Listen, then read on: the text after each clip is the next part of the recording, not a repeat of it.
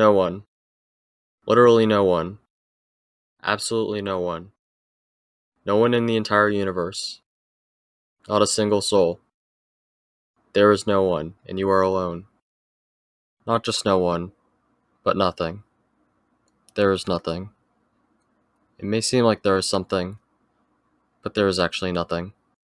Zoom out just a bit, and you'll find that this something disappears into nothing. Zoom out some more, and maybe you'll find another something, but it'll disappear into nothing just as quick. There is no greater something, there is no greater someone. There is no one, and there is nothing. We are all insignificant in the grand scheme of things. But why must we focus on the grand scheme of things? Just because this is small does not make it nothing. It doesn't even make it insignificant. Think of everything you've experienced. Every friend, every word, every bit of knowledge, all the love, all the pain, all the fun. That's a lot of things. The fact they're all just a fraction of a fraction of a fraction of everything doesn't make them small. It just makes the universe amazingly, inspiringly, jaw-droppingly huge. Or from another perspective, this whole thing started with a big explosion and a bunch of quarks. Those quarks somehow mixed together to become this planet, with rocks and rivers and oceans and shit, and then somehow became plants and bugs and fish and lizards and birds. And then they became people, with the ability to ask the question, what does this even mean? How did this all happen? And then answer it. And then, just as a reminder, our starting place was a stew of meaningless quarks. We made Wi-Fi, a constant invisible current that connects us to the majority of human knowledge. And we don't even think it's exciting anymore. We are, as far as we know, and we know a lot, the most interesting thing to happen anywhere ever. We are not nothing, my friend. We are not no one. We are something. We are someone. Someone. No one. How to increase penis size with herbs! Welcome to Shitty Flags, where I make fun of all the American cities that didn't pay their flag designers. Did I say shitty flags? I meant city flags. Yeah, whatever. I'm gonna go state by state across the country, judging every city on my way. And by every city, I mean some cities. Let's go! Now, the only question is, what city should I start with?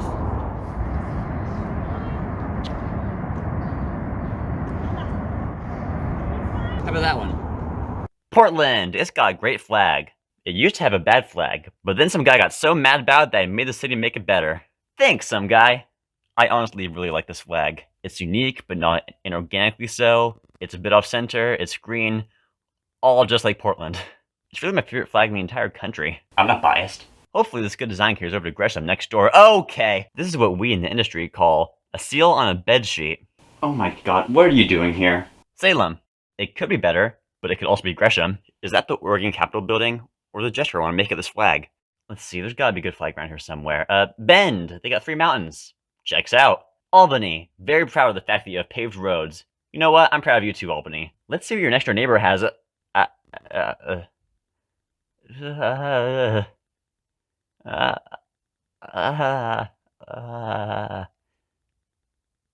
Let's see, Eugene. They gotta have something.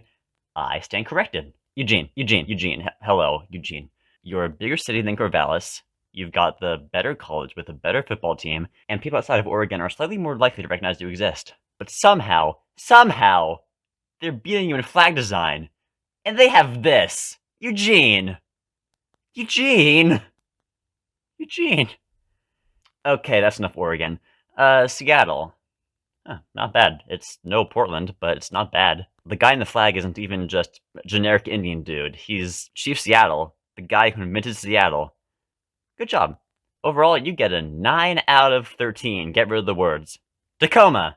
There's another seal on my bedsheet. Bellingham. Oh, pretty good. Unique. You know what, though? Those 2 shades of green remind me of something. Oh, that's it.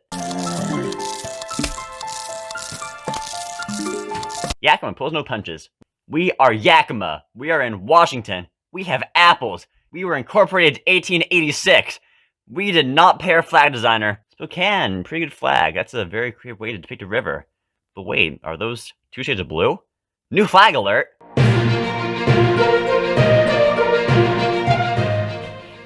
Flag alert. The flag of Spokane is less than a decade old. You can tell because of the 2 shades of blue. I don't know why new flags always have 2 shades of blue, but... Depicted here is the old flag, and oh god! It looks like one of those Happy Family bumper stickers, but they're worshipping the sun. Yeah, good change. Okay, up to Alaska. Juneau, Alaska's capital city. Let's see their flag. Juneau, Alaska's capital city. Well, it's not wrong. Alright, how about Anchorage? Oh man, there's so much you can do for a city in Alaska. You can do white and blue for snow and ice. You could do mostly black for the long, dark winters. You could even do the Aurora Borealis.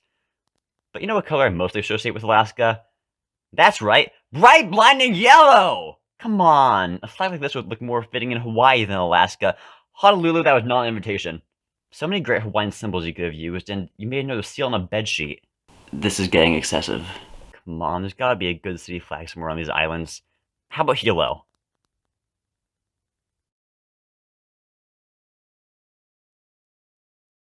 It's not official, but it'll do. California time! Redding! Wow, that sure is a shape. Pretty good. Sacramento! Wow, that's sure a shape. Pretty bad. Oakland, oak, check. Land. 50% is a failing score, Oakland. It's time to play Guess the Country. I'll show you a city flag, and you guess what country the city is in. Could it be Slovenia? Afghanistan? Papua New Guinea? No. Ready? Guess! How do you know?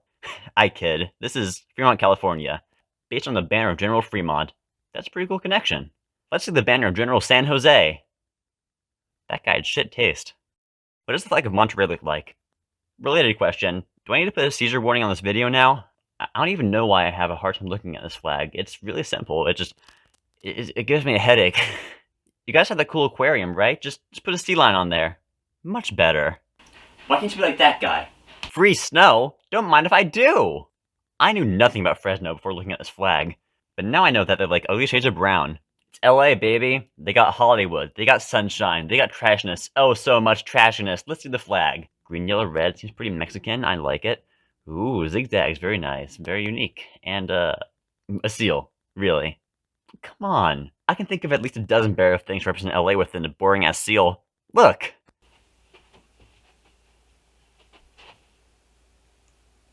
I put smog on it. Long Beach, the international city.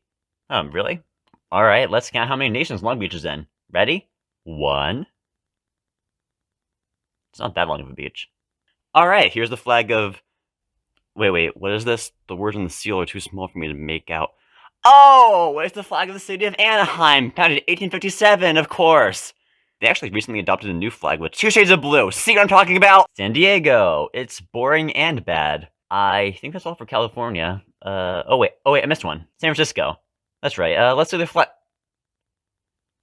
That is the stiffest, most lifeless phoenix I've ever seen on a flag. And I've seen 2. Phoenix, Arizona. I love this flag. It's unique, it's bold, it's stylish. You almost never see purple on flags, and it has a phoenix on it, thereby fulfilling the only requirement of a flag of a place named Phoenix.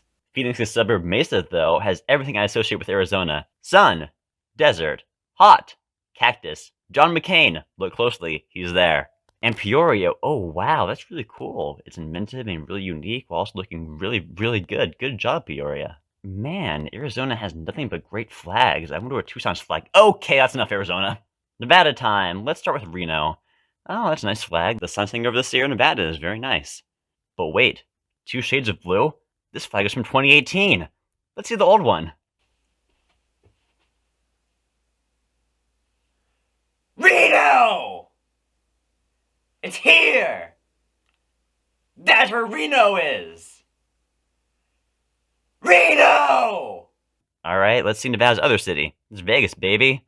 You know, I've been hard on flags that are overcomplicated, garish, unsubtle, or just generally ugly. But Vegas is an overcomplicated, garish, unsubtle, generally ugly city. This flag is a free pass on all of that. The only way it can go wrong is to be boring. God damn it! I don't know. Boise, that's a photograph. Do you know what a flag is? City of Trees. Quick! We need a tagline for our city. I got it. Idaho Falls looks like this. Come on, it's right in the name. Here, I'll make you a better flag. It's falling. Pocatello. Oh, that's refreshing. Finally, a good flag in Idaho. The flag tells me that Pocatello is a mountain town and nothing else, which checks out. But wait, look closely. That white? That's actually very, very, very light blue. This flag was adopted in 2017. What are the old one?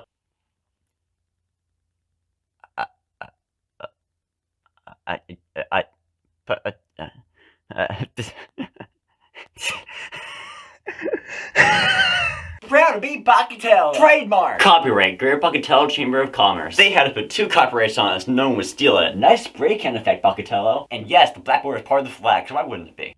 This flag. I love this flag. I just bought it. Alright, that was fun. Salt Lake City. Wow, this is a very nice flag for a serene, relaxing beach town on the sea.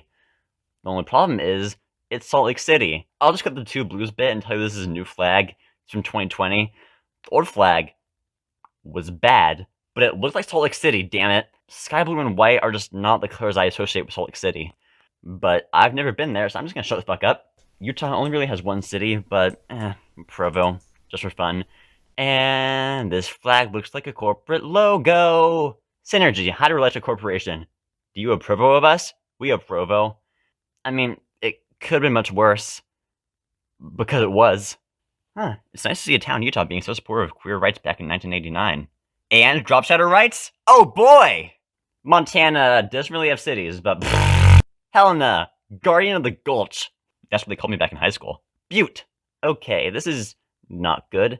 That M on the mountain is based on an actual M on a mountain, in case you forget what state you're in. Mississippi. Missoula has no flag. God damn it. Okay, I'll do it for you. Here it is. How'd you like it? That M on the mountain is based on an actual M on a mountain, in case you forget what state you're in. Massachusetts!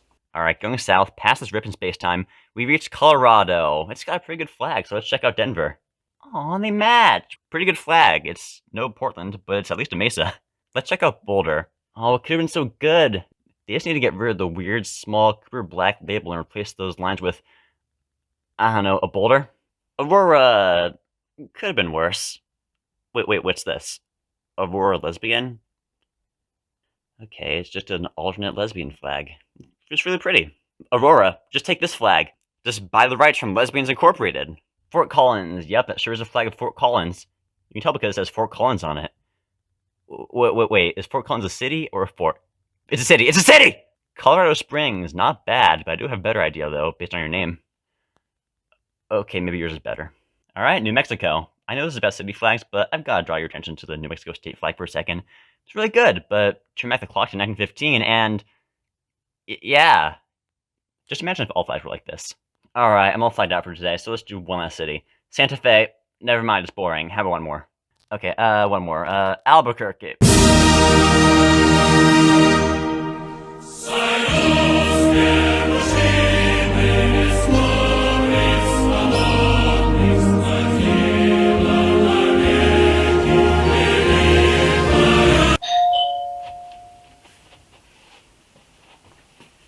Hold on, give me a second.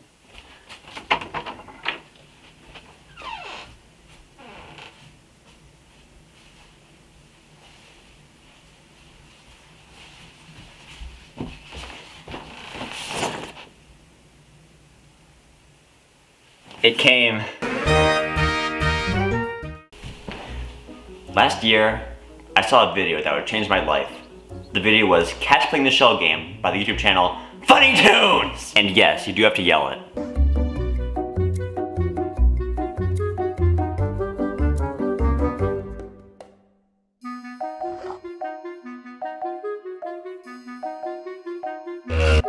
I was stunned. This was the best video I had ever seen. A comedic masterwork. I just had to share it with somebody.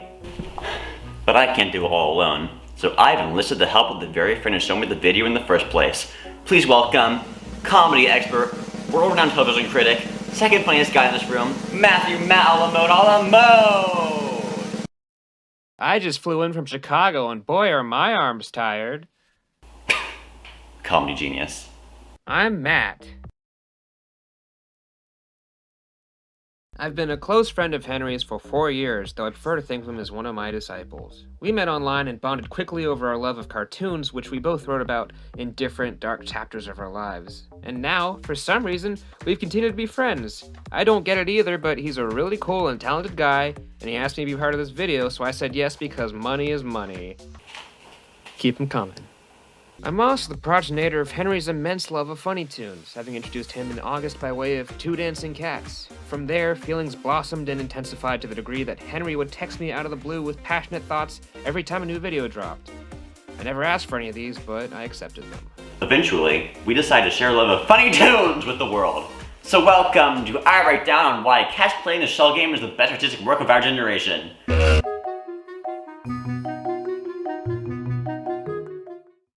The channel known as Funny Tunes was birthed on July 18, 2006, but only published its first work 10 years later in the form of a video called Wheels on the Bus, Song for Kids. The wheels on the bus go round and round, round and round, round and round. The wheels on the bus go round and round, all through the town.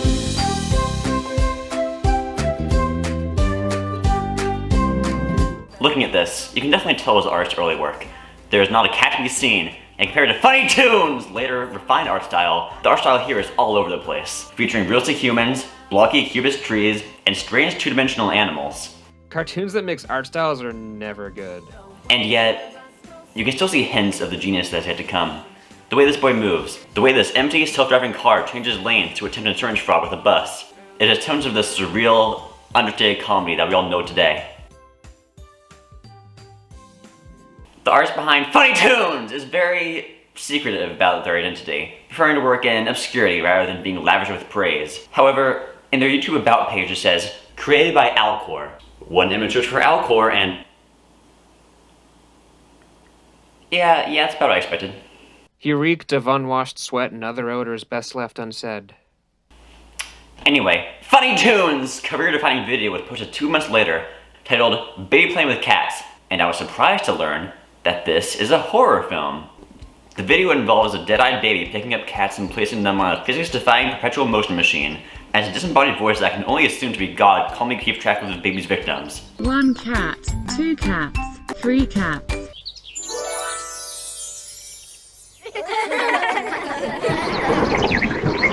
But success comes from the strangest of places, my friends. This video blew up, amassing 195 million views, a number equal to 7 Nepals. As you may expect, this video defined the future Funny Tunes! But, as you may not expect, it didn't happen right away.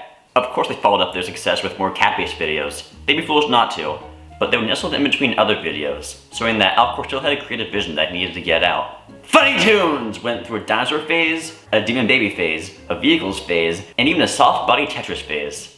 Every great artist has a soft-body Tetris phase. For the record, my soft body Tetris phase is scheduled to begin mid-2024, so get your soft bodies ready. I consider the current era of Funny Tunes to have begun on February 8th, 2020 with the video Dancing Cats. This video is a significant departure from Funny Tunes' previous work. While Alcor had previously set his videos in vast plains with cartoonish houses and trees strewn about, this new video was set in a photorealistic city, complete with pigeon. The cats had received a minor but important redesign, looking fluffier, plumper, and doing old Charlie Darwin right by standing on 2 legs. A slight camera shake was added to all the shots, making the video look like it was filmed by the cat behind the camera. The most important change, though, was in the cat's movement. While cats in previous videos had surreal, almost robotic motions, the cats in this video got moves.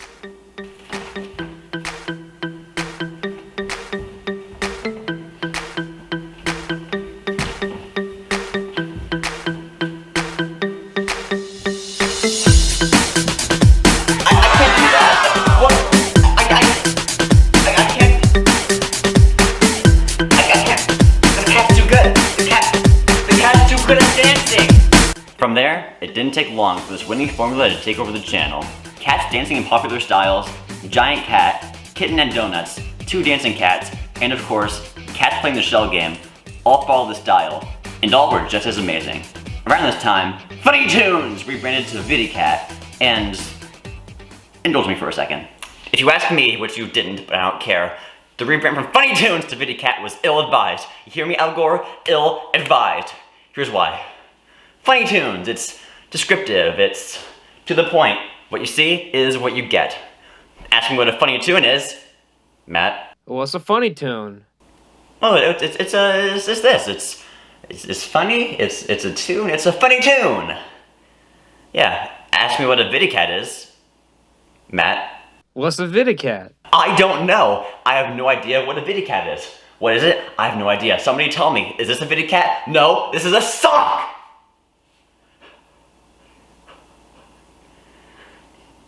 So that's why I'm gonna keep calling it Funny Tunes. Okay.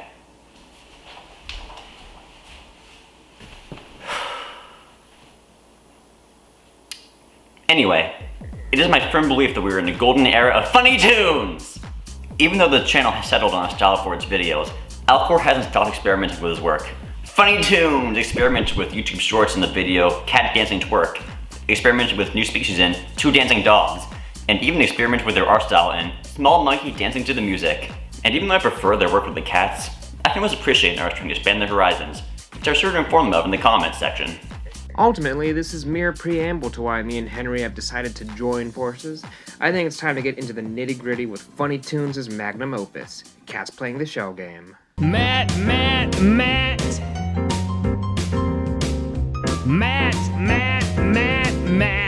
Our story begins with one of our two protagonists, Orange Cat, standing ominously before a box, stacked atop of which are 3 paper cups standing in front of a very ambiguous store.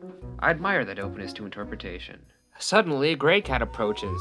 On all fours? Now this is ripe with deep implications. Are some cats lesser than other cats? What determines this? What happens if a quadruped tries to become bipedal? Is this frowned upon or embraced? Does eugenics exist in this parallel society? Never mind, he's on 2 feet now.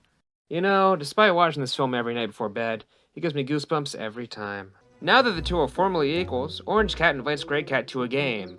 A shell game! Orange Cat telekinetically places a cat treat under one of the 3 cups. After Orange Cat uses his telekinesis a bit more to shuffle the cups, he gestures to Grey Cat to deliberate upon which cup offers the treat that he so desires. Grey Cat briefly ponders in the moment before pushing one of the cups forward to indicate that yes, this is the cup that contains the treat. For the purposes of dramatic tension, he is incorrect. Orange Cat reveals the error of his ways. The treat was in a different cup all along. No! Without the consent of Grey Cat, Orange Cat recommences the shell game! This time, Grey Cat is a more astute observer, and when the shuffle ends, he confidently brings his paw down upon the laced cup with a newfound arrogance, the likes of which we've never seen before. There's a dramatic beat. Was Grey Cat finally victorious? He was! The treat floats into his mouth, and after some satisfying crunches, he performs a celebratory victory dance. This is his moment, and he seizes it. Thus concludes the saga of Orange and Grey Cat's shell game.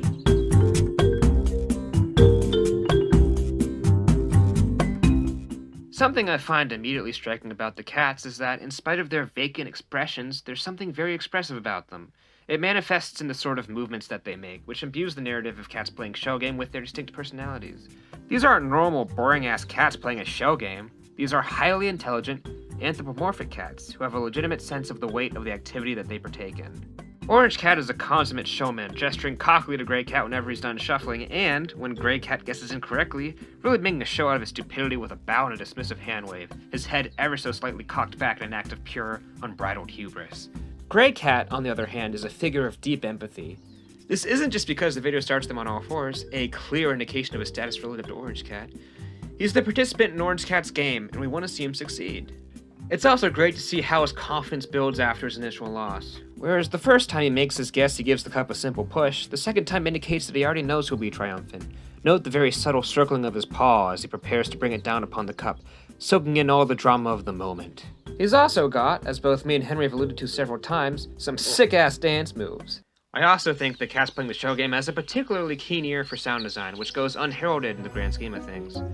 Good sound design is unnoticed sound design. Noise is so subtle and perfect that their execution isn't consciously considered. The Foley on those cup shuffles is especially sexy, if I may be so bold. But beyond just the sounds of the objects being used, Cats Playing the Shell Game also discovers some truly fascinating sound cues that signify the significance of specific, integral actions to the narrative. The sound of a slide whistle, for instance, accompanies the inaugural cup shuffle, as well as the telekinetic ascent of the treat into Grey Cat's victorious mouth. But I think the most distinctive sound, and a sound that does a lot to really make this video, is a sound that plays when Orange Cat reveals Grey Cat's first guess to be incorrect. There are a lot of sounds that humans have created to indicate a wrong answer, but few can reach the level of this one. I mean, imagine hearing this sound every time you did something poorly. And further, what does this video say about cat society? What does it say of the haves and have-nots, the great disparity that stratifies fellow cats rather than uniting them? What is the point of Orange Cat's nefarious game? Does he want Grey Cat to succeed, or does he want Grey Cat to fail for the sake of massaging his own ego and sense of superiority? And also, who creates these treats? If this is a society led by cats, why would they specifically want to eat cat treats? Does this imply that cats like Grey Cat don't deserve more complex nourishment? Were the treats created to maintain the proletarian kitty populace by the bourgeoisie? Is Orange Cat the root of all society's ills? What does this video say about our society? Is it a commentary on the way that we conduct our lives? Is it an indictment? Are we Grey Cat, struggling to survive against a puppet master who tortures him with paper cups? Or, oh my god, are we Orange Cat, a sadistic monster who relishes in the suffering of others with a game that means nothing to us, but everything to those whom we exist to suppress? Are we neither? Or are we both? Or are we somewhere in between? Matt, calm down. Alright, I just get passionate about this stuff, you know. I know you do. And you're entirely right. Funny Tunes is not just a channel of funny cat cartoons, it's the greatest and most overlooked artistic work of our time. So true. You see, even though Funny Tunes is clearly a work of genius, and some parts have achieved massive success, the work as a whole has largely fallen under the radar. Go up to someone on the street and start a conversation about Funny Tunes, and you'll get maced. Trust me, I've tried it. So have I, and it's getting worse. While hits like Baby Playing with Cats and Dancing Cats have performed well, each Funny Tunes video in the past year has gotten less views than the last. And that's where you come in. Me? No, you came in 13 minutes ago. This is where you, the viewer, come in. Spread the word of Funny Tunes! Support their work. Let them be known across the land. These cats deserve more than this. Look at them! We believe that Funny Tunes is the greatest artistic work of our generation, and we can only hope that one day it'll be treated as such. Kids on the playground will discuss the newest Funny Tunes video. Each cat's newest dance will immediately become the newest TikTok trend. Fan theories and fanfiction will run wild about the future of Grey Cat and Orange Cat's relationship. Grey Cat will become a symbol of fighting authoritarianism worldwide, leading to his name being banned from Chinese internet. Al Gore will stand on stage in tears as he accepts all of his Emmys. In a decade or two, Funny Tunes will surpass Pokemon as the biggest media franchise in the world. And one day, a person who loved Funny Tunes as a child will be elected US president and achieve world peace. This is the future that we could have. I implore you all, spread the word of Funny Tunes! Don't let these kitties be lost in time. Let everyone know, so that someday in the future, we may all be... Hold on.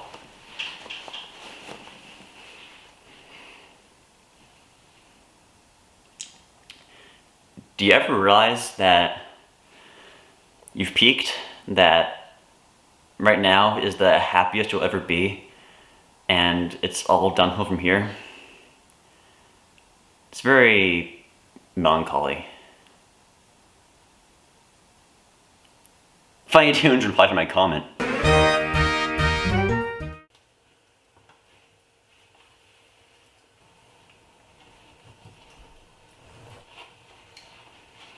Hey, I feel like I recognize you from somewhere. Don't do that. Do not do that. That is not something that you should do. Do not. Don't. What should you have done? Not that. The subject of things you can do is split into categories of things that you should do and things that you shouldn't do. Now, what you just did falls in the second category.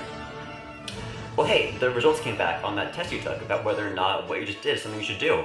They say, no. Okay, let's go step by step through your day to see where you went wrong. Give me a D! You woke up. So far, so good. Give me an O! You came here. Nothing bad so far. Give me an N! You saw me. That's fine, but it all depends on what you do next. Give me an apostrophe! You opened your mouth. That's where it all went wrong. Give me a T! And from there was just a downward slope to the bottom. What does that spell? Don't.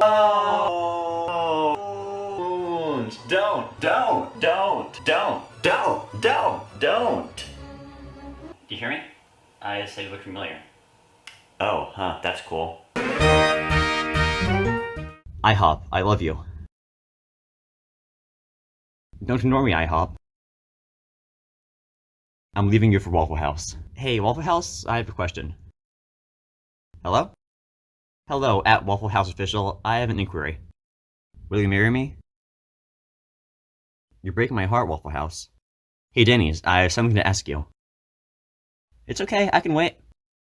Take your time. You what? Hey, Denny's, I need you. Fuck you. Hey, Tim, I have something to ask you. It's very urgent. Tim? Tim, please. Don't break my heart like Waffle House. Tim. Hi, I'm sorry to contact you like this, but I just had my heart broken by a Canadian, and I need someone to talk to. Anyway, I have a question for you, Starbucks. Hello, Starbucks. I have a question to you.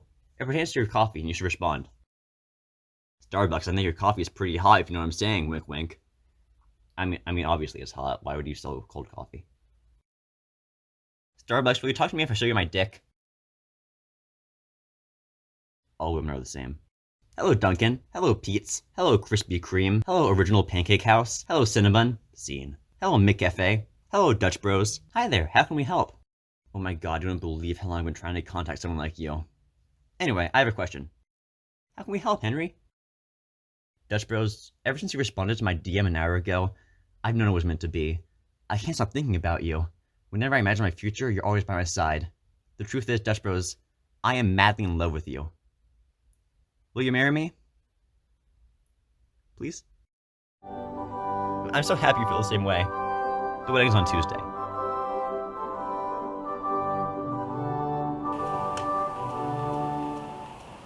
Do you, Henry Boyer, take Dutch Bros Coffee to be your lawfully wedded wife? I do. And do you, Dutch Brothers Coffee, take Henry Boyer to be your lawfully wedded husband? You may now kiss the bride.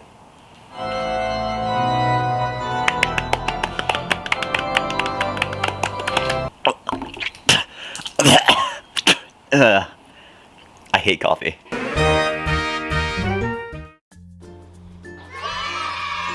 Hi, I'm Henry, and this is my kitchen. Welcome back to my kitchen, motherfuckers. So my parents have recently been watching this channel on YouTube.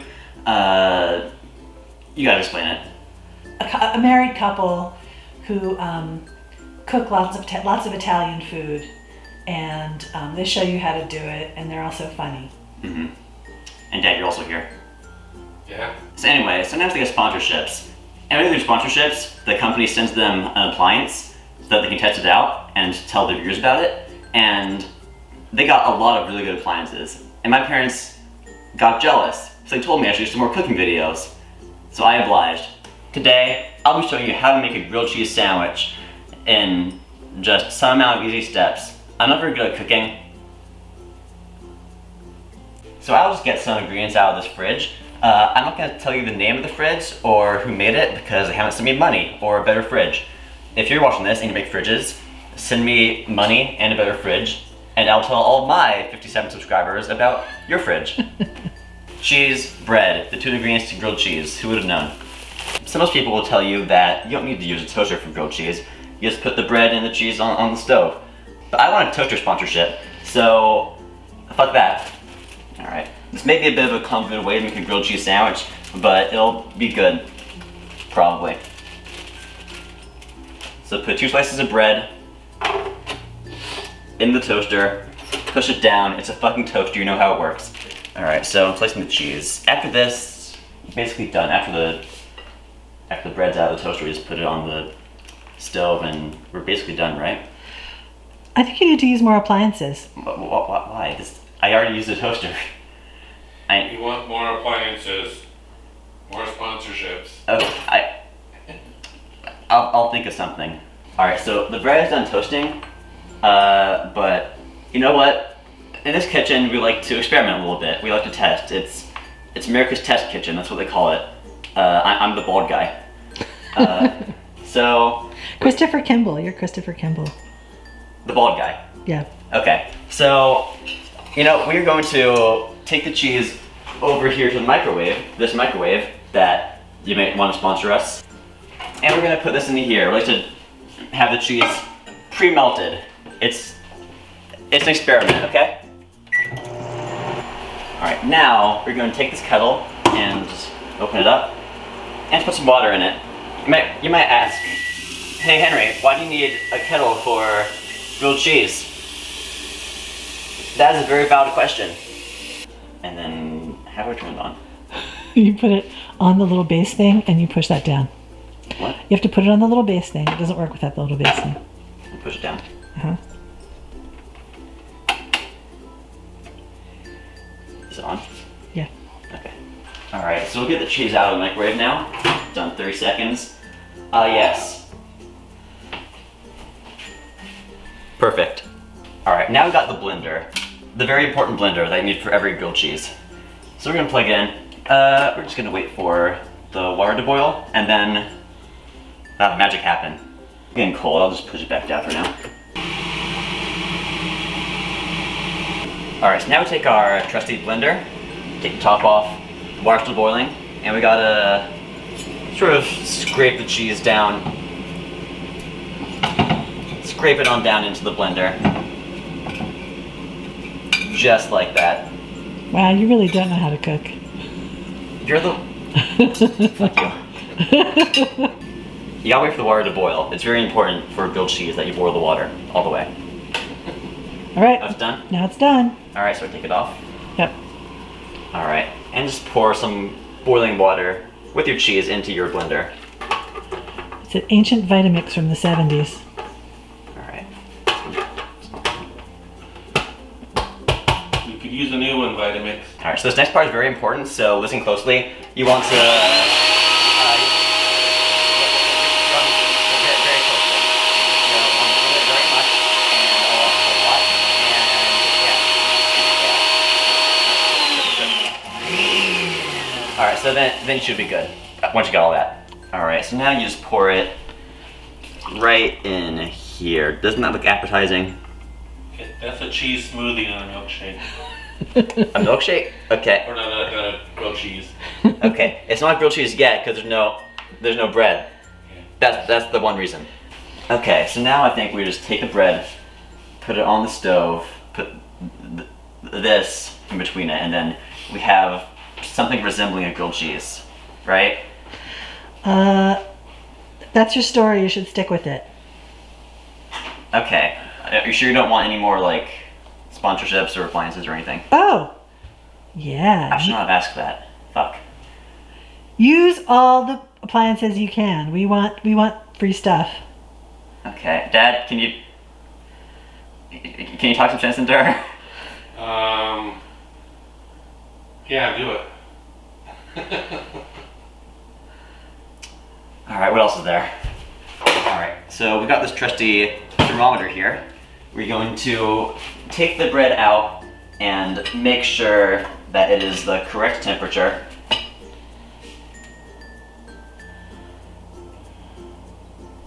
"78 degrees, that's good. It's more than 200. Run. Alright, so we take our ingredients over here. I know I said we would use these as the pieces of the sandwich, but no, they're actually just something else. Put them in there. Put this in here. Ugh, yum. And let's chuck this whole thing in here. No. Break up a couple of pieces. Smaller. Break up small pieces. Okay, that's good. Some more cheese, great. Oh yeah, if you run a food processor business, maybe that rhymes with Muzinart, then contact us and we will show for your product. As long as you send us a better food processor, because this one is covered in Delicious this. grilled cheese. All right, so now you want to just pour your concoction. It's not pouring, shit. Now you want to get one of these and just scoop all your cheese bread mixture thing into here. It does smell like grilled cheese actually.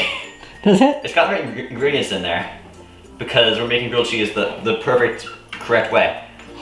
Now clean off this thing, just have some fun, lick it off. Yum. All right, so we're gonna just mix this up right now. Yum! Yum! It's becoming good. Definitely not just moving around. And now it's all nice and mixed. We are going to mix it some more with this other mixer. If you want to send us another mixer, then do so. We'll do anything for you. We have no morals. The wonderful sound of cooking. All right, so here in this kitchen, we've already said we like to experiment. So we're gonna put one piece of bread in a slow cooker and one piece of bread in a steamer. It's the only right way to do it. If you've done it some other way, you're wrong. Including toaster. Ignore that. I'm gonna edit it out. Don't remind me to edit it. And over here, we have the most important part of any grilled cheese, the waffle iron. All right, so gotta be quick with this. Oil concoction right in the middle here. Shut it. And that's how it's done. So all three of these things are gonna take a bit, so while we wait, I'll show you how to get a nice drink with your grilled cheese, or whatever your grilled cheese. All right, so you're going to get one orange out of here. Follow me in here. And one orange out of here. You got two oranges. You might be wondering, hey Henry, why do you keep your oranges in two different locations? I don't really. If you're a person who sells big chest freezers, hit me up at this email. Take them over here to your wonderful juicer that looks like an orange itself. That's how you know it's a juicer. It's a juicer. Here. So I just squeeze it here. The waffle's done. Waffle's done? Yeah. All right. All right, we'll do it out of order. I touched the metal. Ow. Oh, don't touch the metal. Jesus Christ. I didn't mean to. Run cold water on it quick. Kitchen emergencies happen, folks. Yep, make sure it's not touch the metal on a waffle iron at full heat. All right. All right, ready? Yep. And beautiful.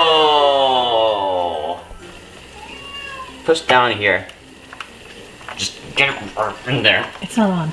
Oh, what? It turns on? We could use a better juicer. Uh-huh, we definitely could use a better juicer. Juicer Companies Incorporated, Mr. Juicer, send us a good juice, sir. All right, we got some juice. So I'm just gonna... You don't put electric things in the sink. So I'm just gonna...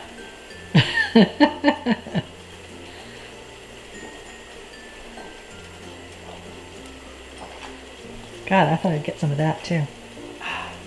Oh, sorry. You can have stuff on the counter. It looks like bread.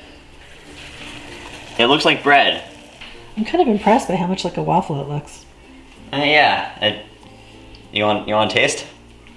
Yeah. What does it taste like? It tastes like a grilled cheese sandwich. Oh shit. Alright, so you may think that it's basically done. We just gotta put like this. But no, it's actually not done at all. Welcome to the oven. Alright, so while we wait for that, I'm going to put some stuff in this dishwasher because I've made a lot of work for myself. If you're a dishwasher company, send us a really good dishwasher. We don't want this one if we can get a better one. Bosch, more like bitch. All right, let me just check on this. It's done. It looks actually not that bad. So turn it off. But actually, it's not done because we have an air fryer. Yep. There it is. It actually does not look that bad. Surprisingly. because we're doing, I told you this is the best way to make grilled cheese. All right, so now, only thing left is to cut it using the electric knife. All right, so I think we should be done now. Come on, you could use some more products. I've used every appliance in this house. I've used the slow cooker, blender, the fucking juicer, the waffle iron. I burned myself on the waffle iron for this. There's nothing left. How about a hairdryer?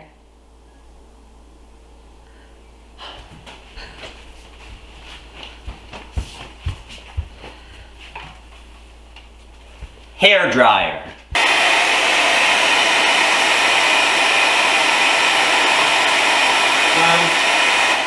That's the wrong tool for the job. We need to use this.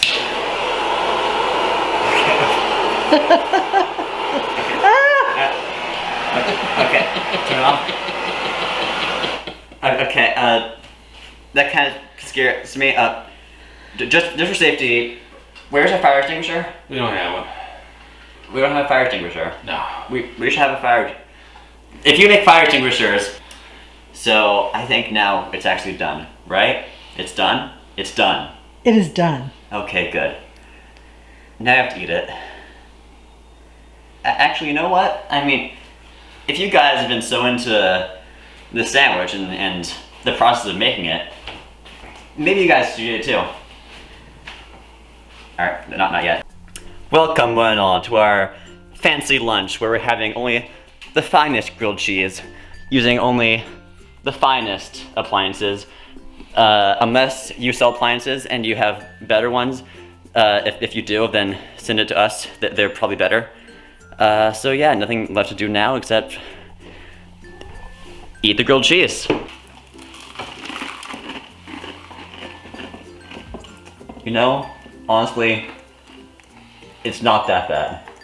Oh, it's like overbaked bread with a faint cheesiness. Yep. I think we have determined that this is the correct way to make grilled cheese sandwich. The only correct way, using every appliance in our house. Maybe you should start cooking more often. Yeah, we can get more sponsorships then. KitchenAid.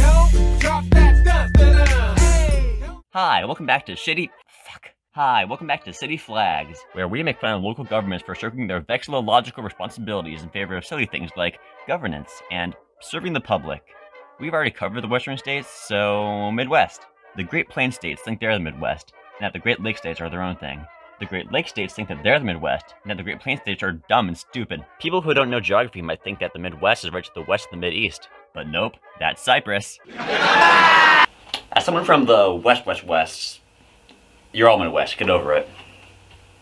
That includes you, Cyprus. The great state of North Dakota, home to the world's second largest Dakota. Let's start with the capital, Bismarck. It's bad.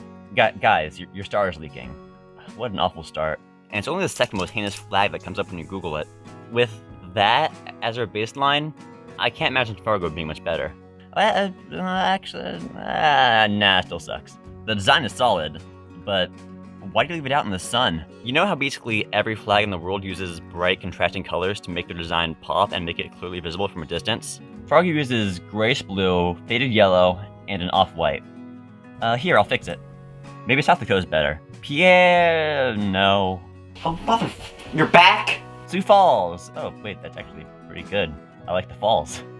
What are they called? The Sioux Falls. It was only adopted in 2018, so I guess after 150 years of just sitting there, existing, Sioux Falls thought, we got enough better to do. Here. This is the longest anyone has ever talked about the Dakotas without falling asleep. So let's move on to a more interesting state. Nebraska. Omaha! Guys, you fucked up your circle. Okay, the flag isn't actually official. It's a proposal from Omahans to replace this. And yeah, it's better. But their rising sun motif has been done way better. 1,000,000 times. Omaha, a worse version of Malawi. The people running the campaign made this page of designs using their flag, and I gotta say, I'm convinced. The flag looks way better on a cow. Lincoln, Nebraska! This design is really good for anything that's not a flag. Sorry, it looks really good on my computer screen, but flapping in the wind from a distance? It's teal. This flag was the winner of a flag contest in 2021, and looking at the 4 finalists, really good, really bad. The owl is staring at me. Kansas is a place that exists. Kansas City, nope, not that one. Not the one people care about. The other one that's actually in Kansas. You know how I know that no one cares about Kansas City, Kansas? This is the best image of their flag on the internet. It's got a cow on it. I'll give them this. Flags and bovines, winning combination. Overland Park, Kansas. Above and beyond, by design. Design. Design. This flag. Design. They put design on the flag. A badly designed flag. Design. A flag with a worse design than the previous design. Oh, Topeka! Oh, that's actually really good. A sunflower for the capital of the Sunflower State. A 9-pointed star, that's unique. A flag this good for a city in this country could only be adopted in, 2019. Checks out. It seems like a wave of good flags has gone across the middle of the country in the past few years. I mean, makes sense. What else do they have out there besides corn husking and slapping newly designed flags on cows? Wichita looks like another good one. Let's see. 1937. Congratulations, Wichita, on being ahead of the curve on this and nothing else ever in their entire history. Wait, hold on. I recognize that symbol from New Mexico. I wonder what it means. Ah, yes. The Native American symbol for happiness. All these people across all this land with thousands of distinct cultures with one symbol for happiness. Bullshit. What's it actually?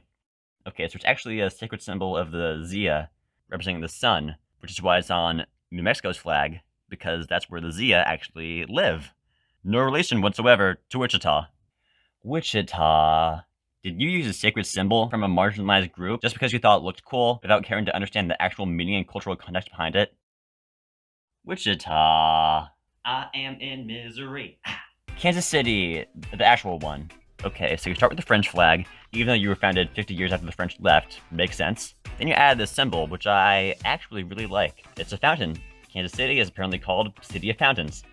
Makes sense, but it's also a heart because Kansas City calls itself the heart of the nation. That's fucking great symbolism. And props to you for not feeling the need to spell it out in text or write the name of the city on it. You really just let it speak for itself. Good job. Oh wait, what's that? Wait, this flag isn't official apparently. What's the real one? Ah, that's worse. You forgot that a flag isn't just a PNG on a computer, it's a real piece of cloth that someone has to sew, and how the fuck do you sew this gradient? Also, is everyone in your city bisexual? Springfield, Missouri just changed their flag earlier this year. And yep, that sure is a flag of a place named Springfield in Missouri, in the United States of America. I don't even care about what the new one represents, as long as it represents something. Jefferson City, Missouri. Jefferson City, Missouri. Do I have to do this one? You can already tell it's bad. It has an outline of Missouri on it. If you have the shape of the thing you're representing on your flag, you have failed symbolism. You hear that, Cypress? I'm coming for you, you Midwestern state. St. Louis, please have the arch, please have the arch, please have the arch. It's an iconic symbol of your city with a simple but distinctive shape which would look good silhouetted on a flag. If it doesn't have the arch, I'm going to scream, ah! Actually, I really like this one. You got the French Fleur de Lis, which makes sense because, you know, it was actually founded by the French. But you've also got the two rivers converging into one. Yep, this flag is a work of nonfiction. And it actually looks good. I like the wavy lines. Congratulations, St. Louis. You're officially better than Kansas City. I wish I could say that by myself. Alright, now that I've started a civil war, let's go to Iowa. You know, I'm actually half Dubuquean, no matter what the Census Bureau thinks. So I'd like to see the flag, but it's just too small! Putting two gigantic borders on a flag doesn't make it better. It just makes it harder to see. Sioux City! Jesus Christ, Sioux City. You're the 4th largest city in Iowa, not a toy store. Wait, is that a trademark symbol? Des Moines. You know, something I've always wondered about Des Moines is, how many bridges does it have? Well, that answers my question. Good flag. Now, Iowa City. The city of Iowa City. A city in Iowa. The city of Iowa City, Iowa. The city of Iowa City of the Iowa of the city of Iowa City of the city of running out of color ink. Cedar Rapids. They should change that. Oh, they did. Last year. That's good. That's really good, actually. Midwesterners are good at two things. Growing corn and designing really good city flags in the late 2010s/early 2020s. Start quoting that, it's now a saying. Why did I look at 5 whole cities in Iowa of all states? Well, we all make mistakes. Nothing to do now except go to Minnesota. Rochester! No, not that one. Rochester! excessively detailed skyline, goose, goose, goose, circle. This font, that for 5 minutes in the late 70s looked cool and futuristic and like something that should be on our city flag. There's actually a campaign at the moment to change the flag. They held a contest for their replacement, and it's good. Although I much prefer the runner-up. Corn Tower! At first glance, I thought Minneapolis' flag was a pennant, which got me really excited because I have been looking at rectangles for 6 hours. But it turns out it's just a white background. Well, not if I have anything to say about it. Aside from that, the flag showcases the 4 things that everyone associates with Minneapolis: neoclassical architecture, seafaring, microbiology, and the letter L. St. Paul is next door, and the Tire Angel has descended from the heavens to save the souls of all who subscribe to the gospel of the automotive industry. The pedestrian shall be forsaken. All hail our rubbery deity.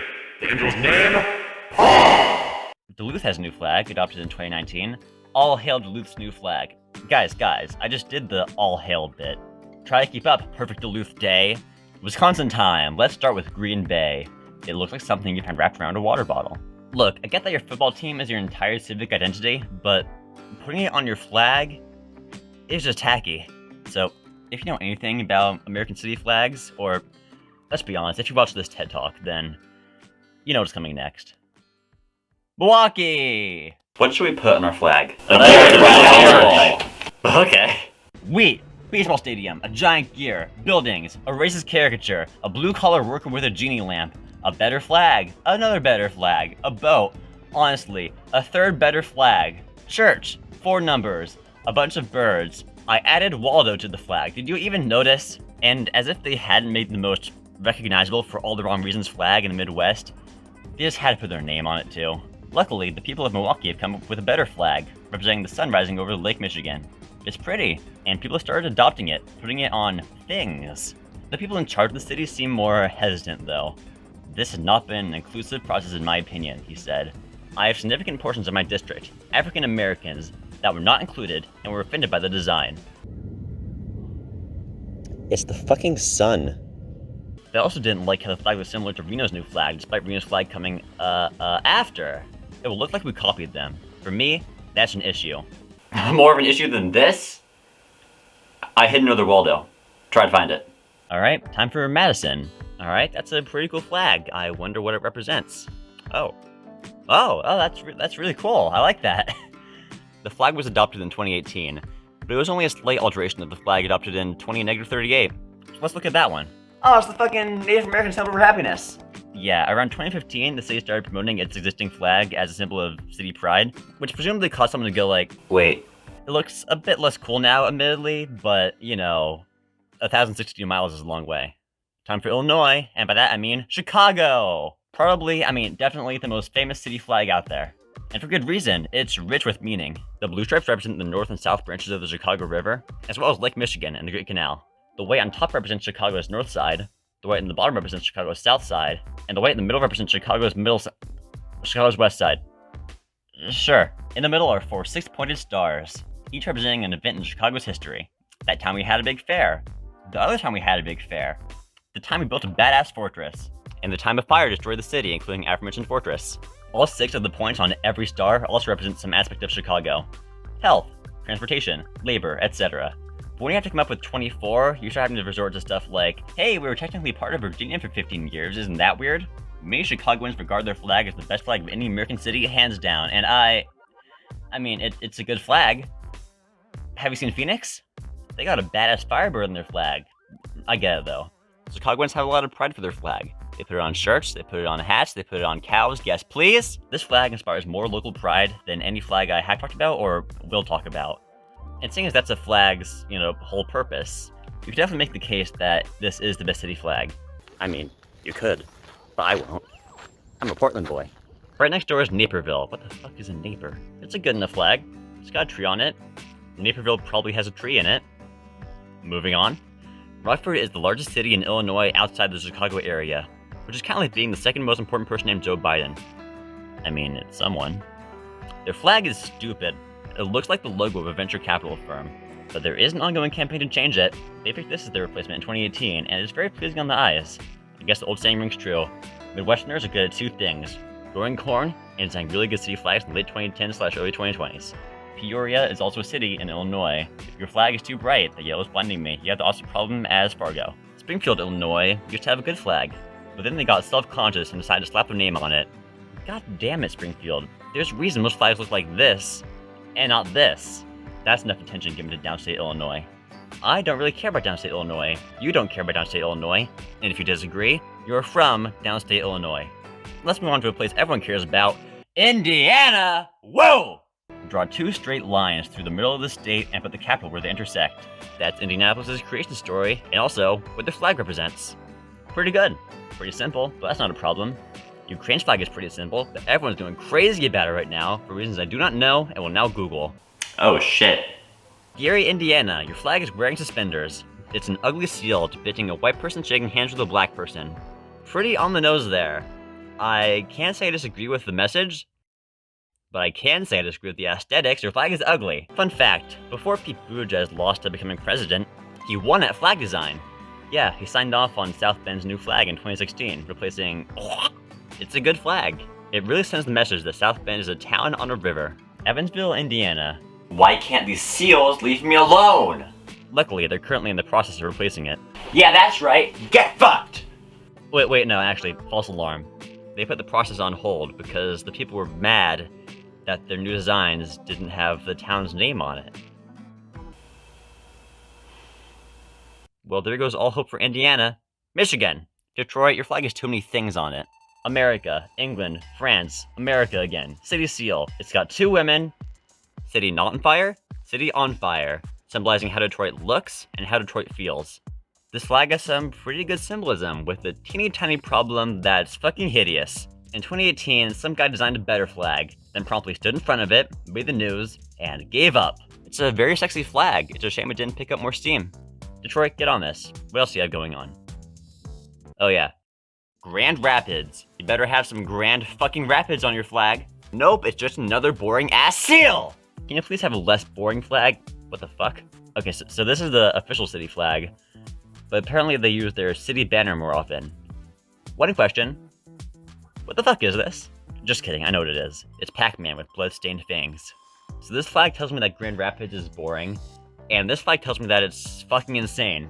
And its old flag tells me they probably have enough chairs. Ann Arbor. That certainly is Ann Arbor. Alright, let's check out Flint. Holy shit, that's badass! Wait, false alarm. This is the flag of Captain Flint, a fictional pirate from Treasure Island. Flint, the city, does have a flag, and the less said about it, the better. I mean, I might suggest that they steal this, but a flag representing imminent death isn't really the message they want to send right now. Now, Toledo, Ohio, they can adopt it no problem. Toledo's namesake back in Spain has a flag, and it sends a message of Todos deben inclinarse ante el gigante pájaro real bicefalo de España. Whereas the one in Ohio sends the message of Seal of the City of Toledo, January 7, 1837. You know, the further east we go, the more bad and boring flags get. You're in South Dakota? Yeah, I'll change the flag, why not? And if they haven't gotten around to it yet, at least it's bad in an interesting way. If you're gonna make my eyes bleed, at least make them bleed a lot. Cleveland, same fucking story. Progress and prosperity. 2 things Cleveland wishes it had. Columbus, really? Again? Ah yes, the stock medieval font. Perfect for Columbus fucking Ohio. Cincinnati, okay, it's a little better. You took a big C, you took the Ohio River, and you honestly could have stopped there, but you had some leaves. Okay, you could do without those, but the flag's still good. And for the finishing touch, you filled the sea with a bunch of pointless bullshit! Akron, all-American city. Looking at a map, I can confirm this is true. 1981, 1995, and 2008. 3 years where Akron existed. And that's it for the Midwest. I could do Canton, Ohio, but we both suffered enough today. And interestingly, there's a clear gradient from genuinely good, recently adopted flags to... Something here feels unresolved, though. Maybe because so many cities in this part of the country are trying to revive themselves, reinvent themselves, turn their decline around, and rise from the ashes. But their flags, a huge potential symbol of city pride, still look like... So maybe that's why. Or maybe... Oh shit, I forgot Cyprus. The flag of Nicosia, Cyprus has a dove in the middle representing peace, obviously, and 8 of these things around it. Well, they're actually supposed to be the wall surrounding the city. I like that. It's a good flag. Really pretty, great symbolism, all around, good job. I put it on the cow.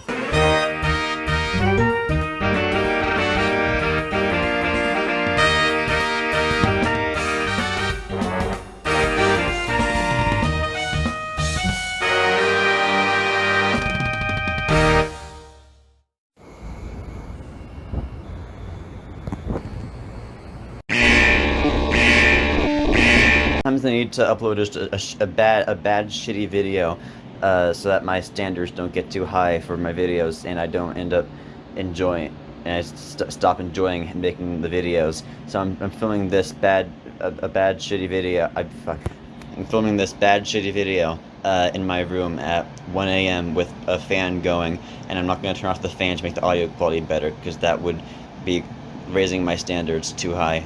Okay, bye.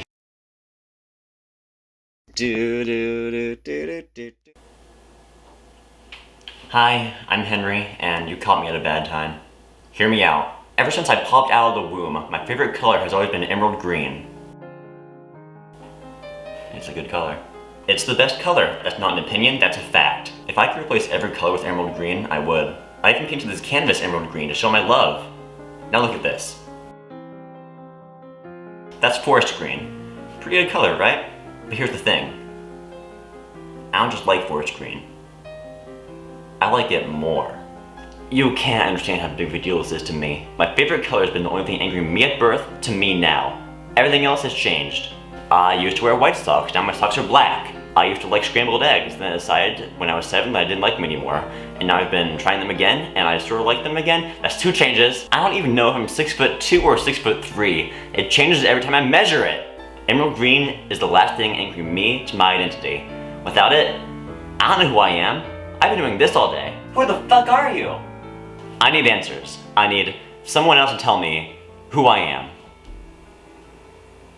I guess I'll do what I always do.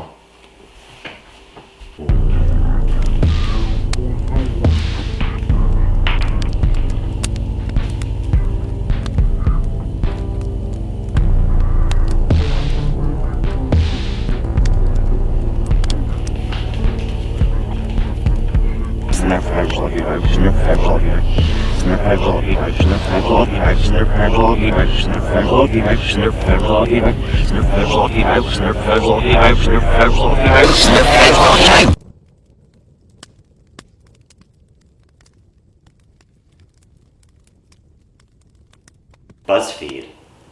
Of course.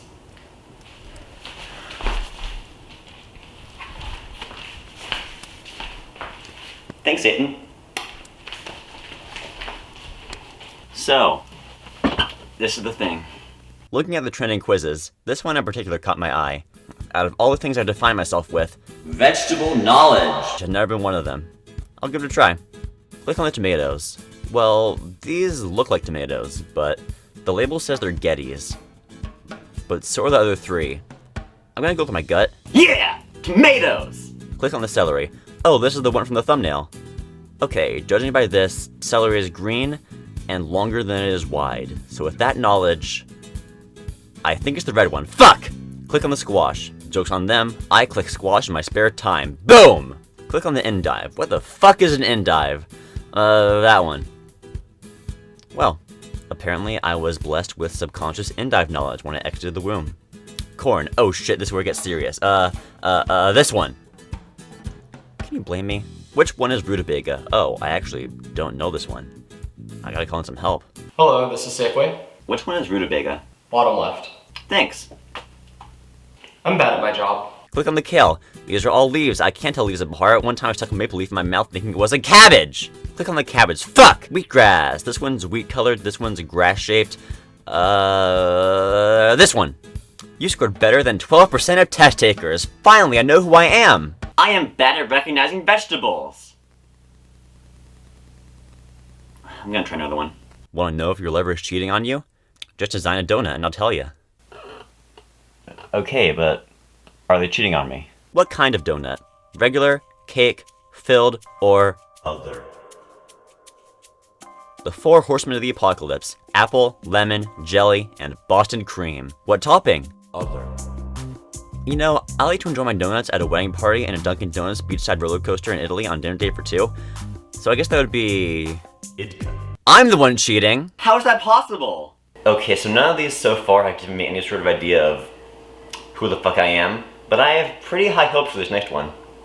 It does require a saliva sample, which is kind of weird, but yeah. It's better be good. Ancestry.com. While I'm waiting for that, I'll check out Quotev. It's like BuzzFeed, but even less quality control. What % gay are you? Sure. Are you part of no umbrella term yeah plus? Yeah. Have you ever had a crush on someone the same gender as you? No. Why are there more questions? What flag is this? Arrow. What flag is this? Gay. What flag is this? Lesbian. I just like flags, okay? What flag is this? Think. Have you ever been to LGBT camp? Okay, this is probably wholesome, but it made me think of gay conversion therapy. Sign me up! I'm apparently really gay. Let me check.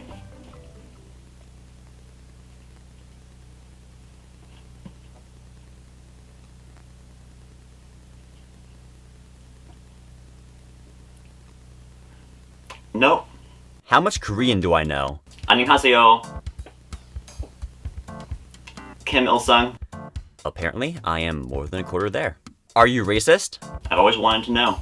The first slide is a big disclaimer saying, please do not take this seriously. I can't fucking tell if you're racist. This is a Quotev quiz. Ah, reverse psychology. Do you say any of the following slurs? Well, that's a spicy Wikipedia article. Hello, this is Safeway. Do you say any of the following slurs? Okay. Racism lightning round. No. I'm not racist. Whoa! I've always wanted to be not racist, and now I finally have the certification to prove it. I'm gonna tell all my friends right now. I'm going to define myself by how not racist I am. I'm gonna say, hi, I'm Henry, and I am not racist. I just heard the words coming out of my mouth. Political compass. Didn't I just take this quiz? Oh, I'm trying to get to Babylon, but all this compass is telling me is that I'm a social democrat. Myers-Briggs. Am I a Myers or am I a Briggs? Let's find out. You regularly make new friends. Thanks for rubbing it in. You spend a lot of time exploring various topics that pique your interest. That's just what ADHD is. You think the world would be a better place if people relied more on rationality and less on their feelings. False dichotomy, false dichotomy, false dichotomy. The dichotomy is false. Hey! You find it easy to empathize with a person whose experiences are very different from your own. Well, as you know, I'm not racist. You rarely second-guess the choices you have made. Disagree. Well... Ooh, the meaning of life. The meaning of life is there is no meaning of life. Do whatever the fuck you want to do. Unless what you want to do is being a douche. Last question, gender. Slightly disagree. I'm an INTPA. I do spend hours a day looking puzzled at purple liquids. Holy shit, I'm Albert Einstein! I'm a genius! Oh yeah. Actually, you know what? Fuck that. School is not a measure of knowledge, it's a measure of how good you are at school. I am smart, I do know my shit, and I'm gonna get the certification to prove it. If you're brilliant, you'll get at least 30 out of 50 on this general knowledge quiz. Which of the following films was directed by James Cameron? The correct answer is Titanic, but I've never had an opportunity to click on the words big fish before. Worth it. Knackle is better known as... Now, do I want to be right, or do I want to be funny? Fuck it, I rub salt in my ass all the time. Peppa Pig is from which country? Canada, the UK, Australia, or Canada too? She's from hell, that's where. So Britain. Monet, Renoir, Cézanne, and Degas were all which kind of painter? French. Which of the following does not grow in a tree? Avocado, pomegranate, olive, or eggplant? Hey, Safeway? Okay. Trick question. The answer is me. Which of these colors is not worn by any of the Powerpuff Girls? Green! Which is the hottest planet in our solar system? Most people think that Saturn's pretty sexy, but I've always been a Neptune guy myself. I'm smarter than 36% of quiz takers. But funnier than 64%, I wipe my ass with salt! What was I talking about? Back to Quotev. Are you the perfect girlfriend? Seems unlikely. Whoa. A girl just confesses she has a crush on you. She's pretty, cute, and her personality is literally amazing. What do you do? Well, 5 of these are options. One of them is an itinerary. I'd probably just ask her politely to be my girlfriend. Please. Once again, 6 options and a to-do list. I feel like the long ones might just be the quizmaker's fantasy. Your girlfriend is ignoring you. You try to talk, but she says, leave me alone. Again, just pick the longest answer. I found the secret to a successful relationship. Your girlfriend drew a picture of you. Yell at her for drawing you without permission! Are we, I'm sorry, I don't speak lesbian. The obviously correct answer requires you to have low self-confidence. So fuck that. I am perfectly average looking. Your girlfriend tells you she has clinical depression. Capitalized like a movie title, but she's been hiding it from you. Depressed girls are gross. Please no. Tell her that you're glad she told you. Most detailed answer is always the correct one. What do you think you are? Average. Yikes, I suck at love, so I'm hoping I get a good answer, etc. Above average. The perfect girlfriend, duh. Pretty good male. Literally perfect! You are literally the perfect girlfriend! That doesn't seem right, but who am I to disagree? Lesbians, send your applications to this email address. I have been doing personality quizzes for 6 to 8 weeks now, and I still have no idea who the fuck I am. I'm about ready to give up. I might just accept that I'm doomed to live my life as an identityless, empty husk. But I still have one shot. The Ancestry.com DNA test came back, and I haven't looked at it yet, but hopefully this will give me some tiny semblance of an idea who the fuck I am. Let's see.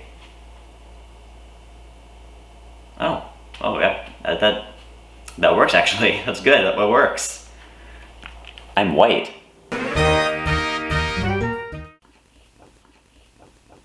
Depressed girls are gross. Please no.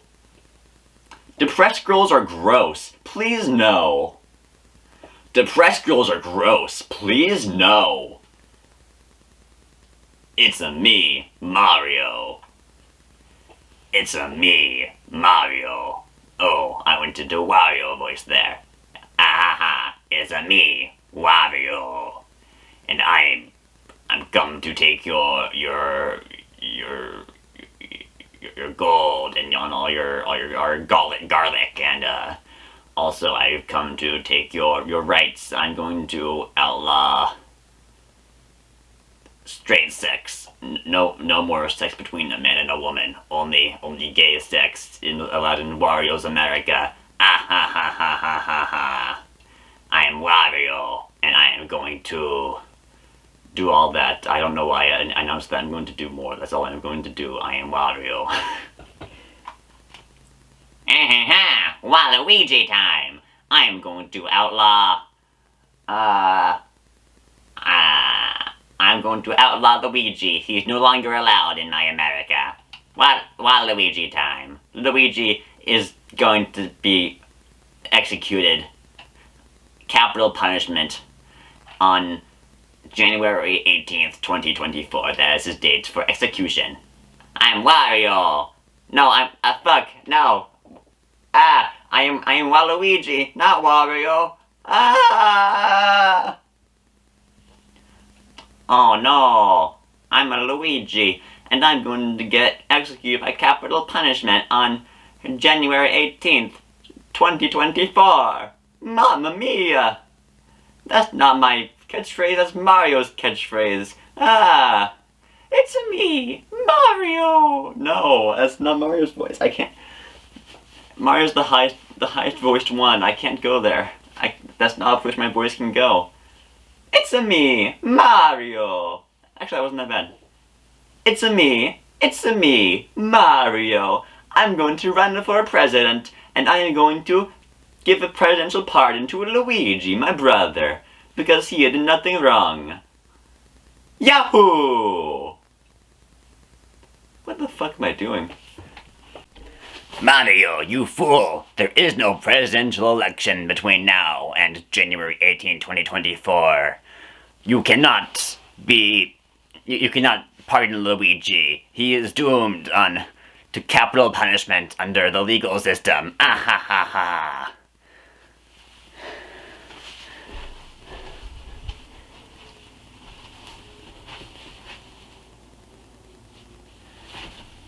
I am going to assassinate Kamala Harris and get Joe Biden to pick me to be his vice president.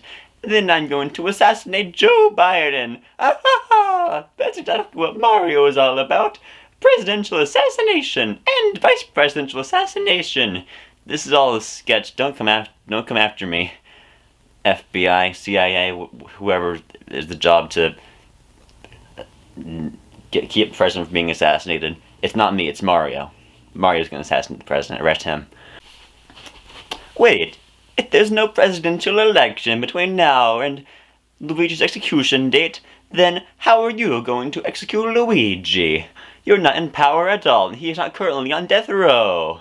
Ha, Mario. I am going to fabricate a scandal against Attorney General Merrick Garland, and then I will get Joe Biden to appoint me as his new Attorney General, and from there I will prosecute Luigi for his treason against the United States of America. But Luigi did not commit treason against the United States. It's not something he did. How are you so sure, Mario? Are you watching him every single moment when you're out saving the princess? Luigi, did you do it? I'm so sorry, Mario. It was just so fun. I just wanted to sell state secrets to the government of Communist China. Forgive me, Mario. The thrill of doing something wrong, of doing something bad, of doing something immoral, is what I've been missing all of my life, Mario. I just want to feel like I am living, Mario. I am always second in command. I never get to do anything for myself. I just wanted to be a leader in something, Mario. I just want to do something for myself, Mario. Forgive me, Mario. So you sold state secrets to the government of Communist China? What were you thinking, Luigi? Now you're going to get executed on the date of January 18th, 2024. And I have just informed the CIA of your plan to murder President Joe Biden. And also Vice President Kamala Harris beforehand. That is also a thing that you're planning to do. I'm Luigi, number 1. Oh no! CIA, open up. I'm here to arrest Mario for conspiracy to murder Joe Biden, also Kamala Harris, both of them. He's trying to kill both of them. Open up. Shit.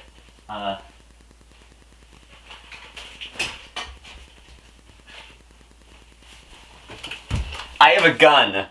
I was only kidding, I swear. I was not going to assassinate President Joe Biden and Vice President Kamala Harris. I had no such plan. I just mentioned it all pendantly in a moment of weakness. Mario, you're going to death row. Where the fuck did my gun go? 2 for the price of 1. Now Wario and Waluigi will reign supreme. You can't get away with this. I am Mario. I am the hero of the story. Heroes don't threaten to assassinate the President of the United States of America and also the Vice President of the United States of America, both of them. You're planning to do both of them. Anyway, you're under arrest. Actually, why don't I just kill you right now? Nah, you're under arrest. That's unconstitutional.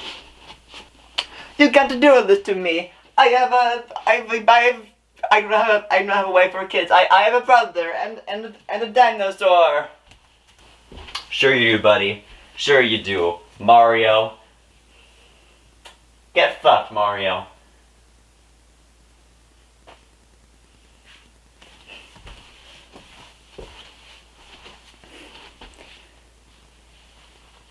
This is stupid.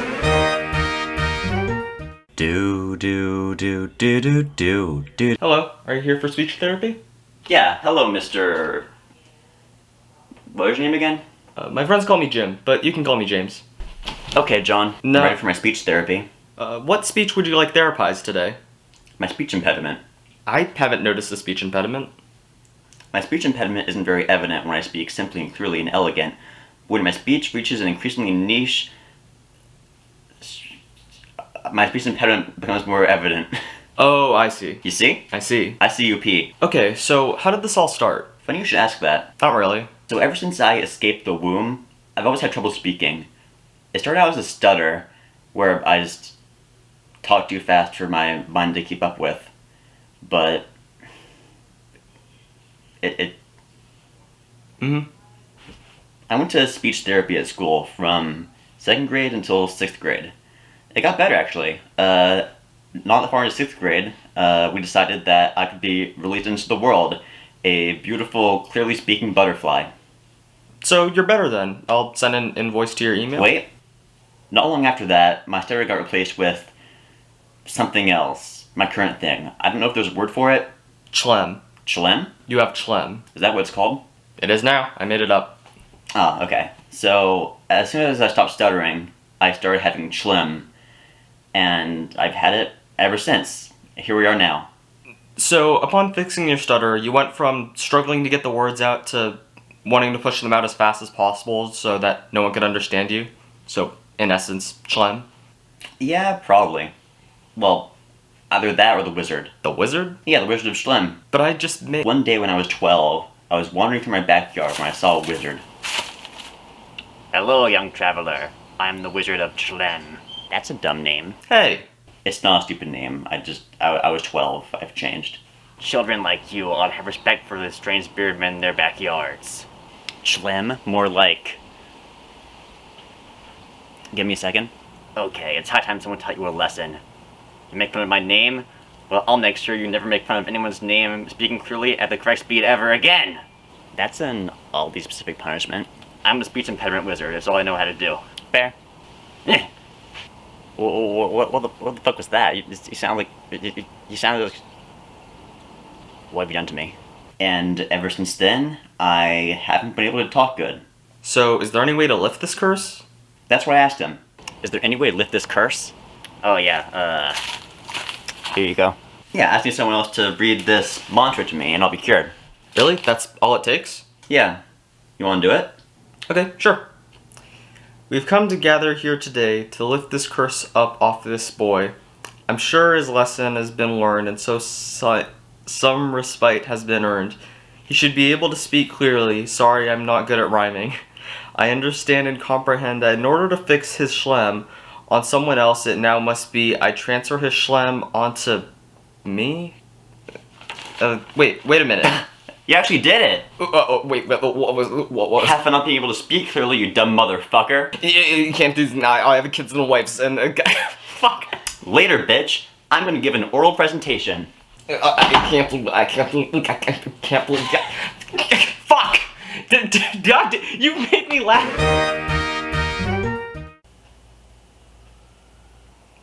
Hey, did you know left-handed people used to be discriminated against? Yeah.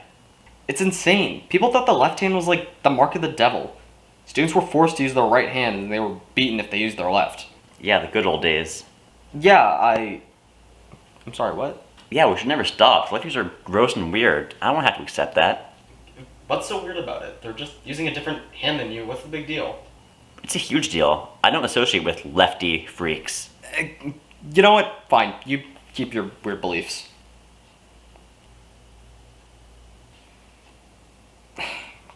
Out of curiosity, what do you think of ambidextrous people? Oh, don't even get me started. Ambidextrous men are just lefties in denial. And ambidextrous women?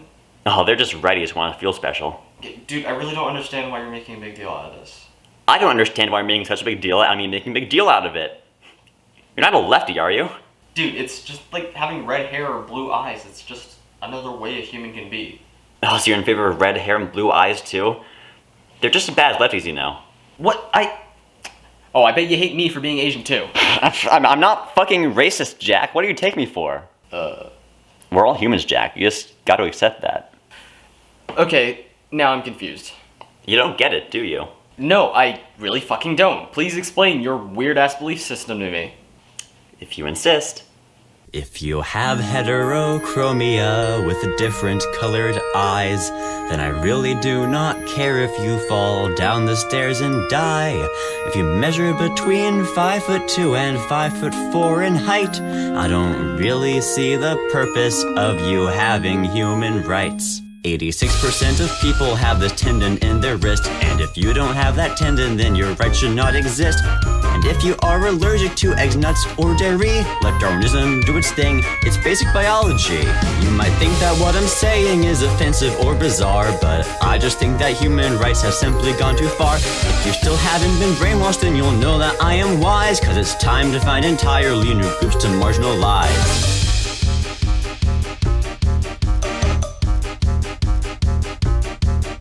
If your fingers double jointed, our acquaintanceship is done. I don't want you being a bad influence upon my son. And if you wear socks indoors, then I think that you will find your beliefs are plain and simple, incompatible with mine. Don't get me wrong, I don't hate that you need bifocals to see. I just need you to accept that you are less human than me. If your earlobes are connected, you have no reason to gloat. Please remind me why you think that you deserve the right to vote.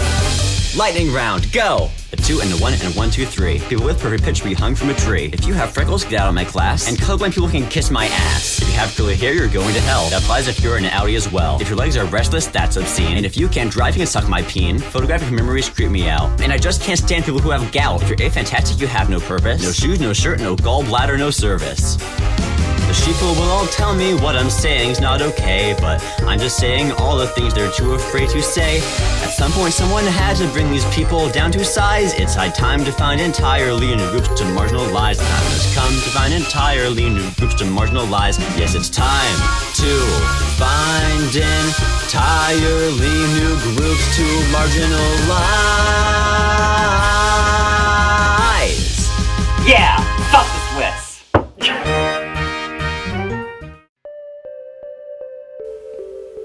Hi, I'm Henry.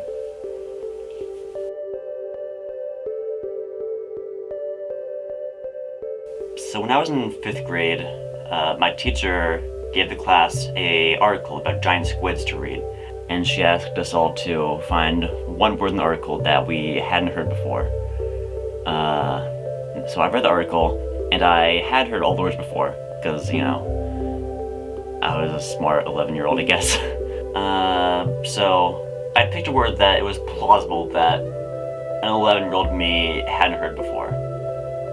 So when the teacher asked us all to share our words that we found from the text, I opened my mouth to say tentacle, but I didn't say tentacle. I said testicle, and everyone laughed. When I was 16, I wanted some contacts because, you know, I like my glasses. My glasses are great, but I wanted the option to have something else. I want opportunity. So I went to the eye doctor, and they got me some contacts with my prescription, and they put them in. I was like, wow, this is great. I can see. So they took them out, and they told me, okay, Henry, before you go home, I want you to practice taking them out and putting them in 3 times. Seemed reasonable. Now I have pretty long eyelashes, and as I learned that day, I also have a very strong blink reflex. Those 2 things do not go well together with contacts. I sat in the optometrist office for 40 minutes, trying and failing to put those contacts in. Eventually we just decided, you know what, I'm just gonna stick with glasses for now. In the summer of 2021, I was on my way back from a trip across the country, and I was at a layover in the Seattle airport. It was evening, it was dinner time, I hadn't eaten, so I went to a pizza place in the airport, and I ordered a slice of pizza and a smoothie, because they sold both. I wanted a smoothie, I was thirsty. Now, the airport was just, it was loud, it was an airport, and I also had a mask on.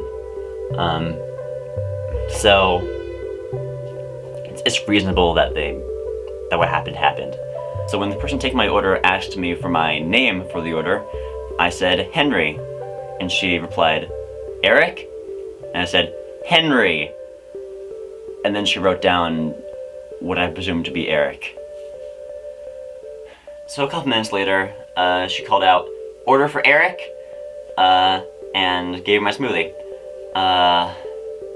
And I waited for my pizza, and I waited, and eventually I realized, oh, they probably just forgot.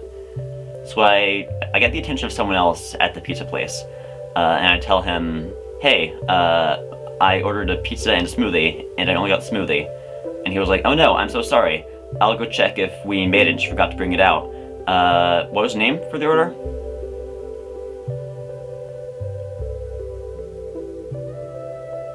Eric. My name is Eric. I'm sorry, it's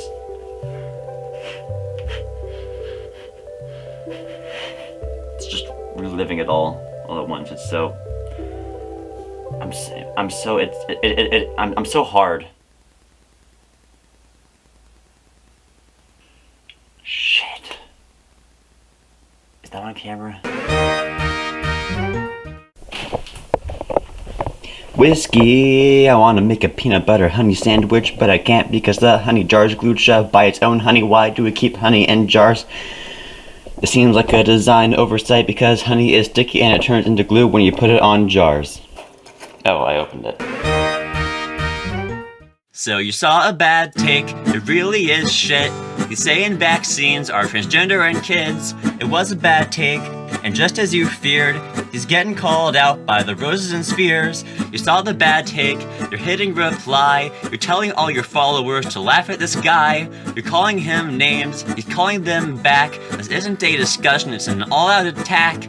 You know in your heart, you won't change his mind. You're having this fight for others to find. They're watching the show, they're sipping their tea. They vote with their likes for whom they already agree. The people choose you, they are on your side. But think to yourself, is this worth your time? You're from Oregon, he's from Tennessee. His follower count is just 73. He's 15 years old, he's just a boy. You realize none of this is bringing you joy. It was a bad take, he made a mishap. But maybe it's time for you to get off this app and have a good day.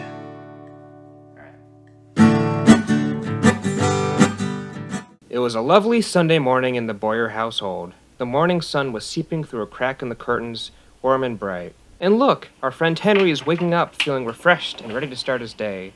The same cannot be said for his cat, though, who was still napping happily on Henry's lap. Henry looked at his cat tenderly, reached down, and threw him across the room. What? He threw his cat across the room. Why the fuck would I do that? You heard me.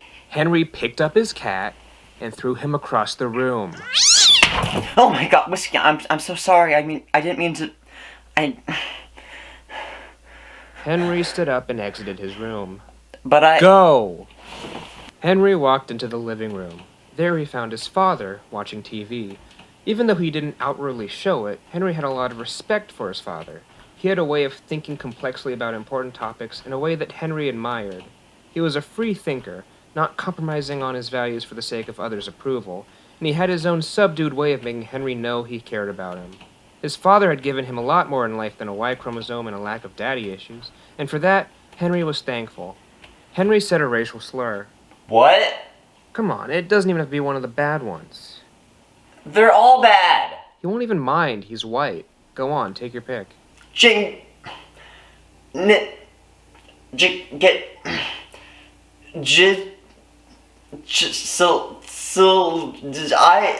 have to go. Canadian! Who are you? I was really looking forward to that. I hope you're happy. Who are you? I'm a disembodied voice with the power to dictate every aspect of your life. I picked up on that part. Well, I don't know what to tell you then. Well, if your goal is to commandeer my life, you're doing a pretty shitty job. I just openly disobeyed one of your commands. You know what they say, the more you build them up, the harder you knock them down. I don't remember the exact quote, it was something to that effect. What? See those knives over there? No.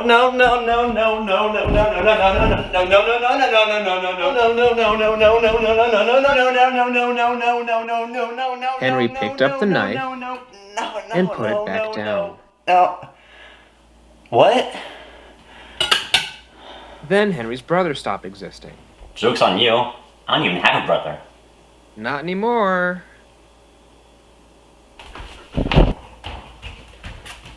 Hold on, was this always a wall? It's your house. Was this always a wall? Did this usually be a door with a room behind it with someone living in it? You tell me. Answer me right fucking now or I'm gonna fucking... Shut your mouth or I'll make you forget your mom, too. My mom? My mom? No, you can't. I'm like, no, you can't. I can't. No, you can't. Please don't. I don't. Please don't. No. With Henry Please don't. successfully broken, the narrator knew it was time for the next victim. Please don't. It was a lovely Sunday morning. Jack was making himself a nice breakfast to start the day when suddenly he stabbed himself through the chest with a knife.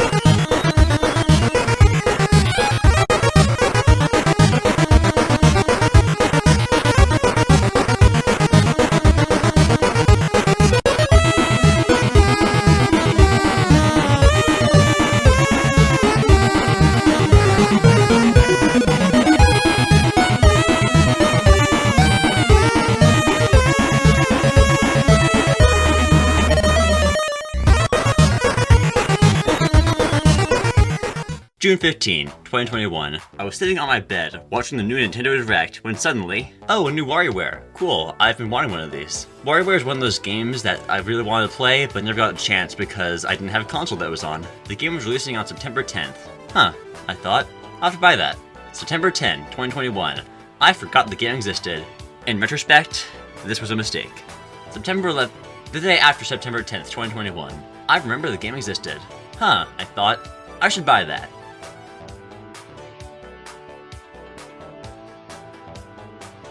Okay, so there are two places near my house that sell video games. One is the first bowling alley themed Target in Portland, Oregon. Yes, we have two.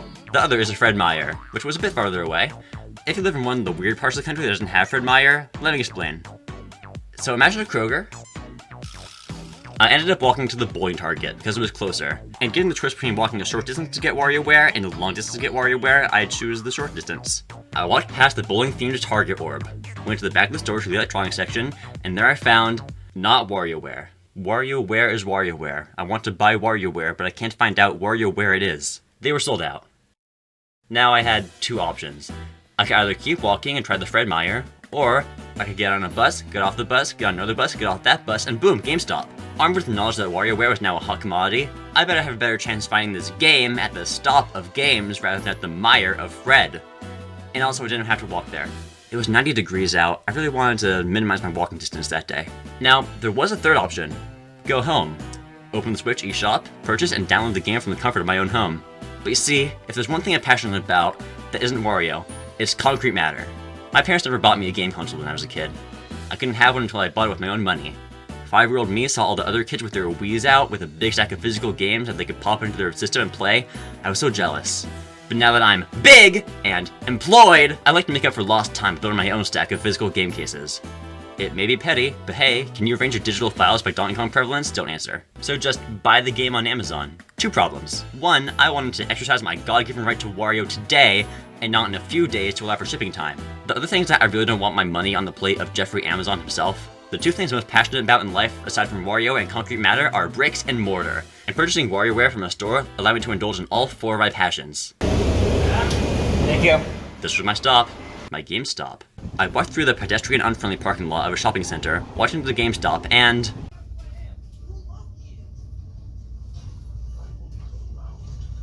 I was sure they would have WarioWare at GameStop, but the Wario were sold out. I wasn't gonna give up yet. Hey, do you have Wario? Let me check. Alright, hi. Sorry, we're all out, unfortunately. I believe we do have some copies in Wilsonville, though, if you want to check there. Wilsonville. Wilsonville. Okay, so here's Portland. Here's where I was. Here's 13,500 clones of myself lying on the ground end to end. And here's Wilsonville. I'm not gonna lie, I considered hitchhiking, but I decided against it. There was another option on the other side of the parking lot. I usually avoid going to Walmart, partially because it's pretty far from where I live, and partially because Mr. Doug Walmart likes to visit every single store and beat every employee to death. It's a real drag on the business, but he just enjoys it so much. But I was willing to put my morals aside for a second. For Wario. I've never felt more like an American. After traversing this labyrinth of Americana, I found what I was looking for. The electronics section. This was the moment of truth. Had Doug Walmart blessed me with a copy of WarioWare Get It Together? God damn it, Wario, where the fuck is it? But hey, at least I could purchase a 4-in-1 Adam Sandler DVD pack. At this point, any sane person would give up. go home, or try again some other day, when demand for Wario had died down. Or should I say, any saying coward? I didn't just want Wario, I needed Wario. I was in a completely different part of the city from where I started. It would take a while to get home, so I might as well keep looking, right? This is your brain on Wario deprivation. I hopped on another bus. Even though I didn't live here, I was familiar with this part of town. I knew of another place to find Wario, but after I got off this bus, there would be no bus going to my destination. I would have to walk. I made my way down the street. It was a not great sidewalk in 90-degree heat, and I had to cross a freeway, but I knew that waiting on the other end was the potential for WarioWare. I had arrived at another target. This one not themed like a bowling alley. It made sense. While the previous target was built in a 1950s bowling alley, this one was built on a place called Dr. Co's Nervous Sanitarium. Honestly, a psychiatric institution themed target sounds like the coolest thing ever to me, but to each their own. I approached the video game section. Either this target would have Wario, or it wouldn't have Wario. The stakes were high. Wario, what the fuck? For the 4th time in a row, I was Wario cockblocked by the retail industry. Well before, there had always been hesitation, having to make a decision between going home and continuing my Wario quest. This time, there was none. My mind had been made up. I was returning home with Wario, no matter what it took. There was no question of if. There's only a question of how. As I took a fat shit, I connected to Target Wi-Fi. It's worth mentioning at this point that I was flying fast and loose with no mobile data. I used up my entire plan for the month of September by watching YouTube without realizing I wasn't on Wi-Fi. Nice move, Henry! That meant that, unless I was on public Wi-Fi, I had no Google Maps, no way to check bus routes, and no way to call in any sort of help. I had been winging it up to this point, coasting off my knowledge of local geography, but I was about to enter uncharted territory. I needed to make a plan. Do you remember Fred Meyer? There was one nearby. It was 20 minutes by foot, but the bus wouldn't come until 30, so I'd be walking. From there were another 2 Fred Meyers in a relatively straight line, the last of which was the Fred Meyer close to where I started. 3 Fred Meyers, 3 chances to get WarioWare. If all 3 failed, I don't know, Wilsonville? I got up and got going. The walk to the first Fred Meyer wasn't great. Portland is often considered one of the most walkable places in the country. But let me tell you something. Portland is not a monolith. Down by the river, everything was built in the 19th century. Everything was made to be very walkable because cars did not exist yet. Going out more and you get to the streets laid out in the 1920s and 30s. At this point, cars were a thing, but they weren't the only thing. Still quite nice to walk around. Once you get past 82nd Avenue, everything is built in the 80s. We drive cars now! It's the way of the future! Pedestrians? What are you, gay? We hate gay people, because it's the 1980s. So yeah, not a great walking experience.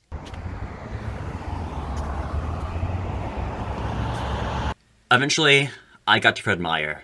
I found my coveted electronics section, and no WarioWare. Just kidding! They had WarioWare! Wario, there it is! A sheet of glass was all that stood between me and my long-coveted Wario. This was it. My journey was coming to an end. Hello, may I help you? Yeah, can I get WarioWare Get It Together? Oh, let me get it for you.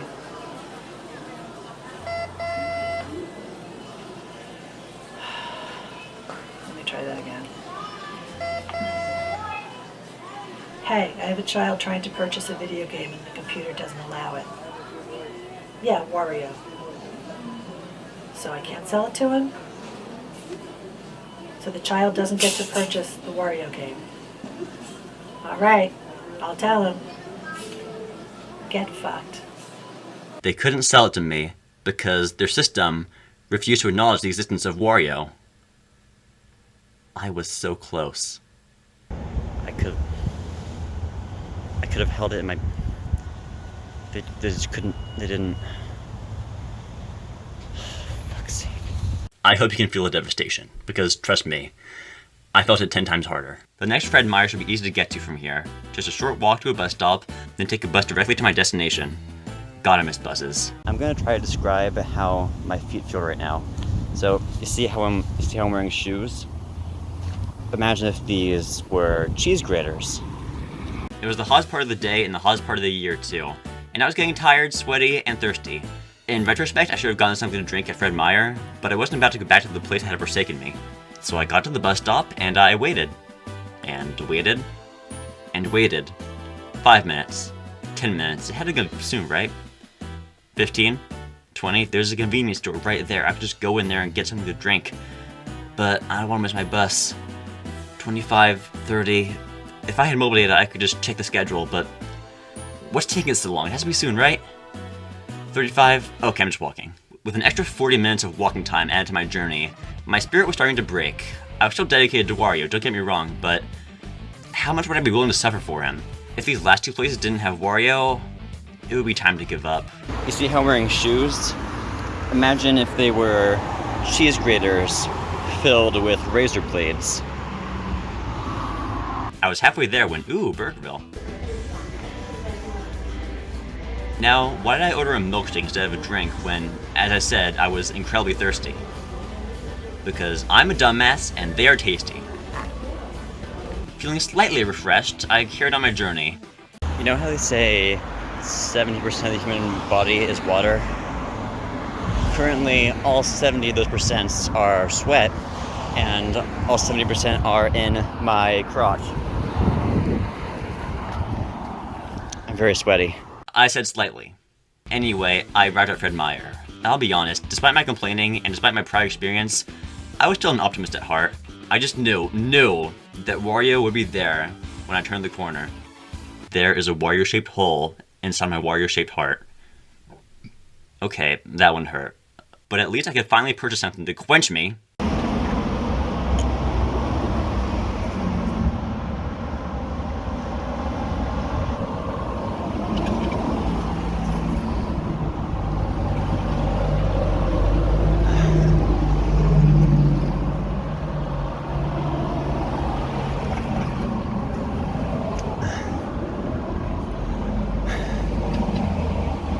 I'm so thirsty. One left. One final chance. And it was the store I turned down at the start. The first branching path of this whole choose-your-own adventure. That one Fred Meyer that was farther from my house than the bowling target. I could take a bus there. There were perfectly good bus routes. But something about the heat, my exhaustion, or my experience waiting almost 40 minutes for a bus that wasn't real put me off that idea. I was on the final leg of my journey. I would crawl to that store if I needed to. The sun was going down. I'd been going all day. My legs felt like, well... Okay, so, see how I'm wearing shoes? Imagine if they were cheese graters full of razor blades, and also I was constantly stepping on a chainsaw. That's how this feels. As I reached my final store, I was ready to give up. What was the point? Did I think this Fred Meyer would have it if Bowling Target, GameStop, Walmart didn't target him, Fred Meyer didn't? And even if they did have it, would they be able to sell it to me? The other Fred Meyer couldn't. What if they used the same system? Could I handle another heartbreak? It didn't matter. It didn't matter. I tried my best. I really did, but Wario was a slippery fellow. He would have to wait another day. Oh my god, there it is! Hey there, can I help you with anything? Yeah, can you get Wario for me, please? Yeah, sure, let me get that. Oh my god, please god, let me have Wario. Please let me have Wario. I need it so god. Please, oh god. You know, I've been thinking about getting this game for myself. Like, I remember playing it a lot on GameCube, and I liked it, but I haven't played it since. You saw the Wario man right fucking now. I swear to fuck. Yeah, you should get it. Digitally. Alright, here you go.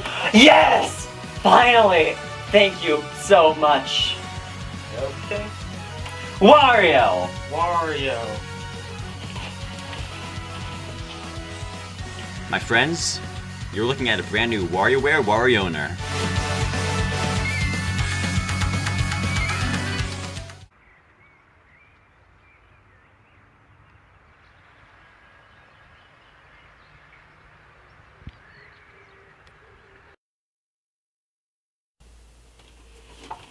Hi, I'm Henry, and yep, I'm finally doing it. After almost 19 years of not being a college student, I'm about to do the unthinkable. You just caught me getting a head start in my packing. You know, it's always good to start packing a bit early so that you don't have to worry about it later.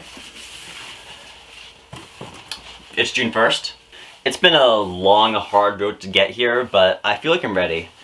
It's gonna be my first time living away from home, but I've learned to do all the adult stuff like laundry and taxes and shit. I've been working on developing good work habits that help me actually be productive instead of spending 3 hours every morning rolled scrolling.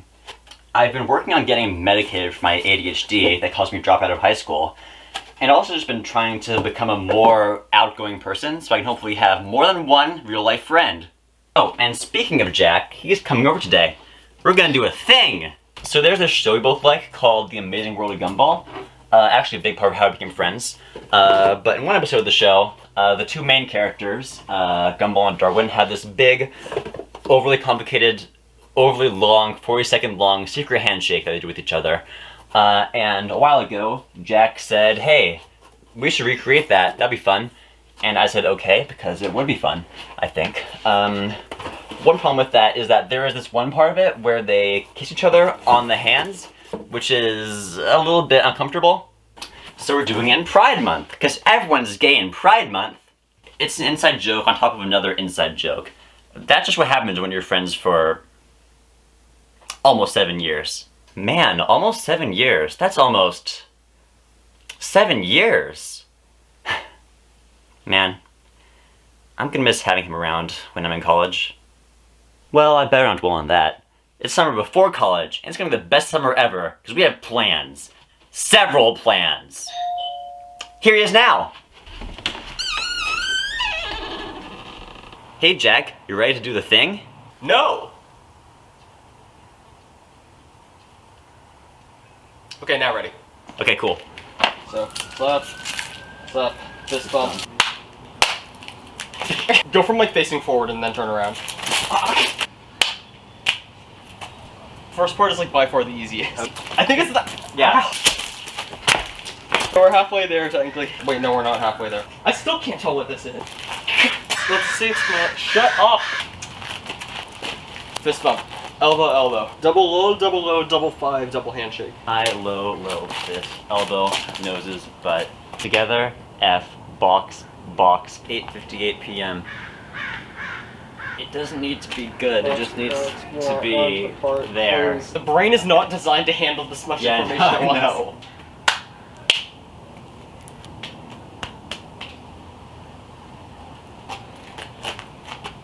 Yeah! Oh fuck! Fucking do this. Hey dude. Hey dude. Hey dude. Hey dude. Hey dude. Hey dude. Hey dude. Hey dude. Hey dude. Hey dude. Hey dude. Hey dude.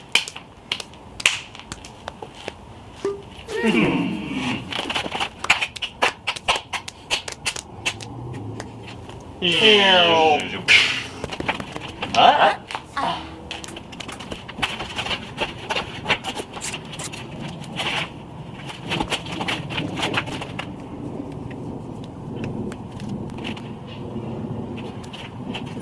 Oh.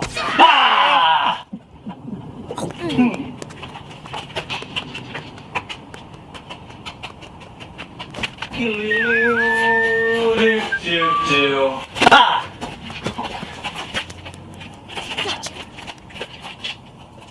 Alright, bye. See you later. We did it! Jack! Jack, we fucking did it! We finally did it. What time is it? What time is it? Okay. Let's check. Let's check. 9:43. 9:43. We started at like 7:20. 7:20. Okay. It took 2 hours and 20 minutes. We fucking did it. Friendship. Friendship. Look, push the camera. Ow! Friendship. It's time for a summer montage song. The time we have together isn't very long. We're gonna make the most of it before it's gone. So you better get ready for a summer montage song. We started off the summer with a big celebration, with Henry showing up at Jack's high school graduation. Henry was a dropout, so he didn't have one, but they had a party anyway, and that was kind of fun. At 11 p.m. we got burgers and fries, sat in a parking lot, and we talked about our lives. Jack worked at a Safeway and did not think it was cool, while Henry taught kids how to swim at the pool. That's right, it's a summer montage song. Two friends having fun all summer long. If you know the words, then you can sing along. But you don't, so strap in for a summer montage song. We played Sonic 06 cause we thought it would be funny when we started it way back in early 2020. But we weren't big fans of what the game had in store, so we went upstairs and played Just Dance 4. We hung out together and debated ethicality, but then it was time to turn our dreams into reality. We strapped our seatbelts on our chests and our hip, and we went on an awesome end of summer road trip.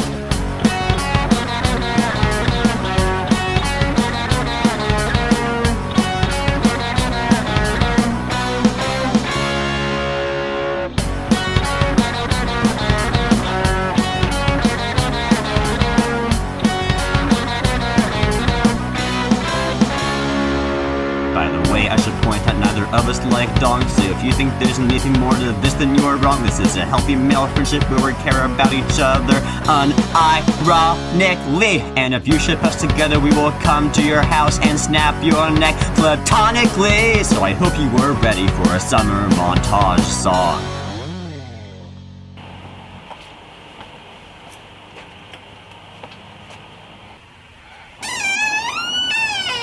Oh, hi, Jack. Hi, is Henry there? I just wanted to hang out with him because, like, you know, it's the last day of summer. Kind of want to end it on a high note, all that. Oh, sorry, Henry's not here. He went for a walk and hasn't come back yet. Oh, for fuck's sake, again? You can come in and wait for him if you want. No, I know where to find him.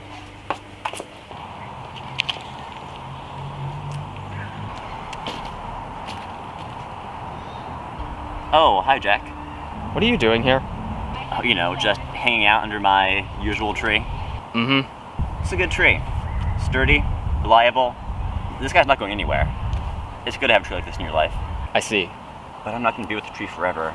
Soon, I'm going to move away, and I mean, the tree won't be in the same city anymore. Yeah, I know there are other trees, but I like this tree. It's a good tree. It's always been my go-to tree, you know? I mean, I don't even know if I'll be able to find other trees. My tree finding skills aren't very good, and it was kind of a miracle I was able to find this one. It's a metaphor? It's a metaphor. Jack, you've been a great friend to me for a third of my life now. You've always been there for me when I needed you. My life's gonna be a lot harder without you. We're still gonna be friends. That's not gonna change.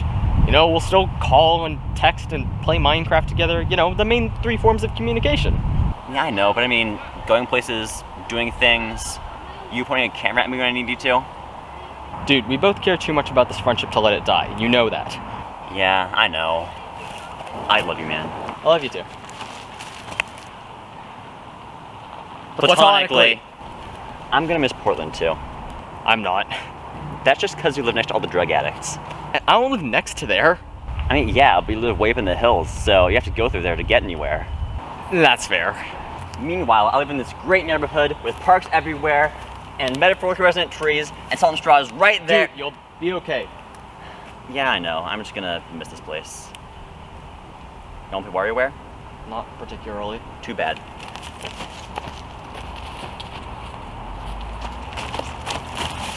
Friendship!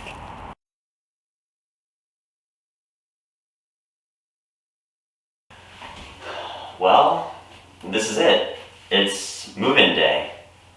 Tomorrow I'll be waking up in a new bed, in a new city, in a new part of my life. What am I doing? Oh, I'm just killing time in the upstairs bathroom. It's the one part of this house hasn't been in a video yet. It's actually Jack's moving day too. We're gonna call tonight and see how things are going with one of the most eventful days of our lives. Alright. Should be time to go in about now.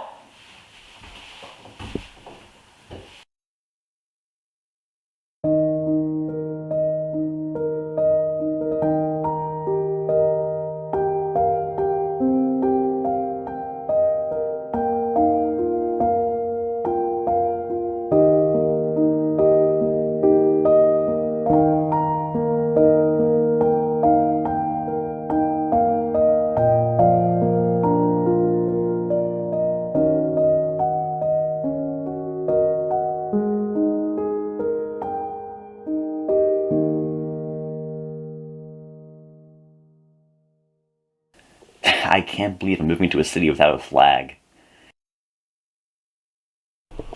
Alright, so here I am at college. I just arrived. I'll be meeting my new roommate and just now. Hopefully they are someone cool, someone I can get along with, someone who doesn't suck. Let's see. Oh, hey, Jack.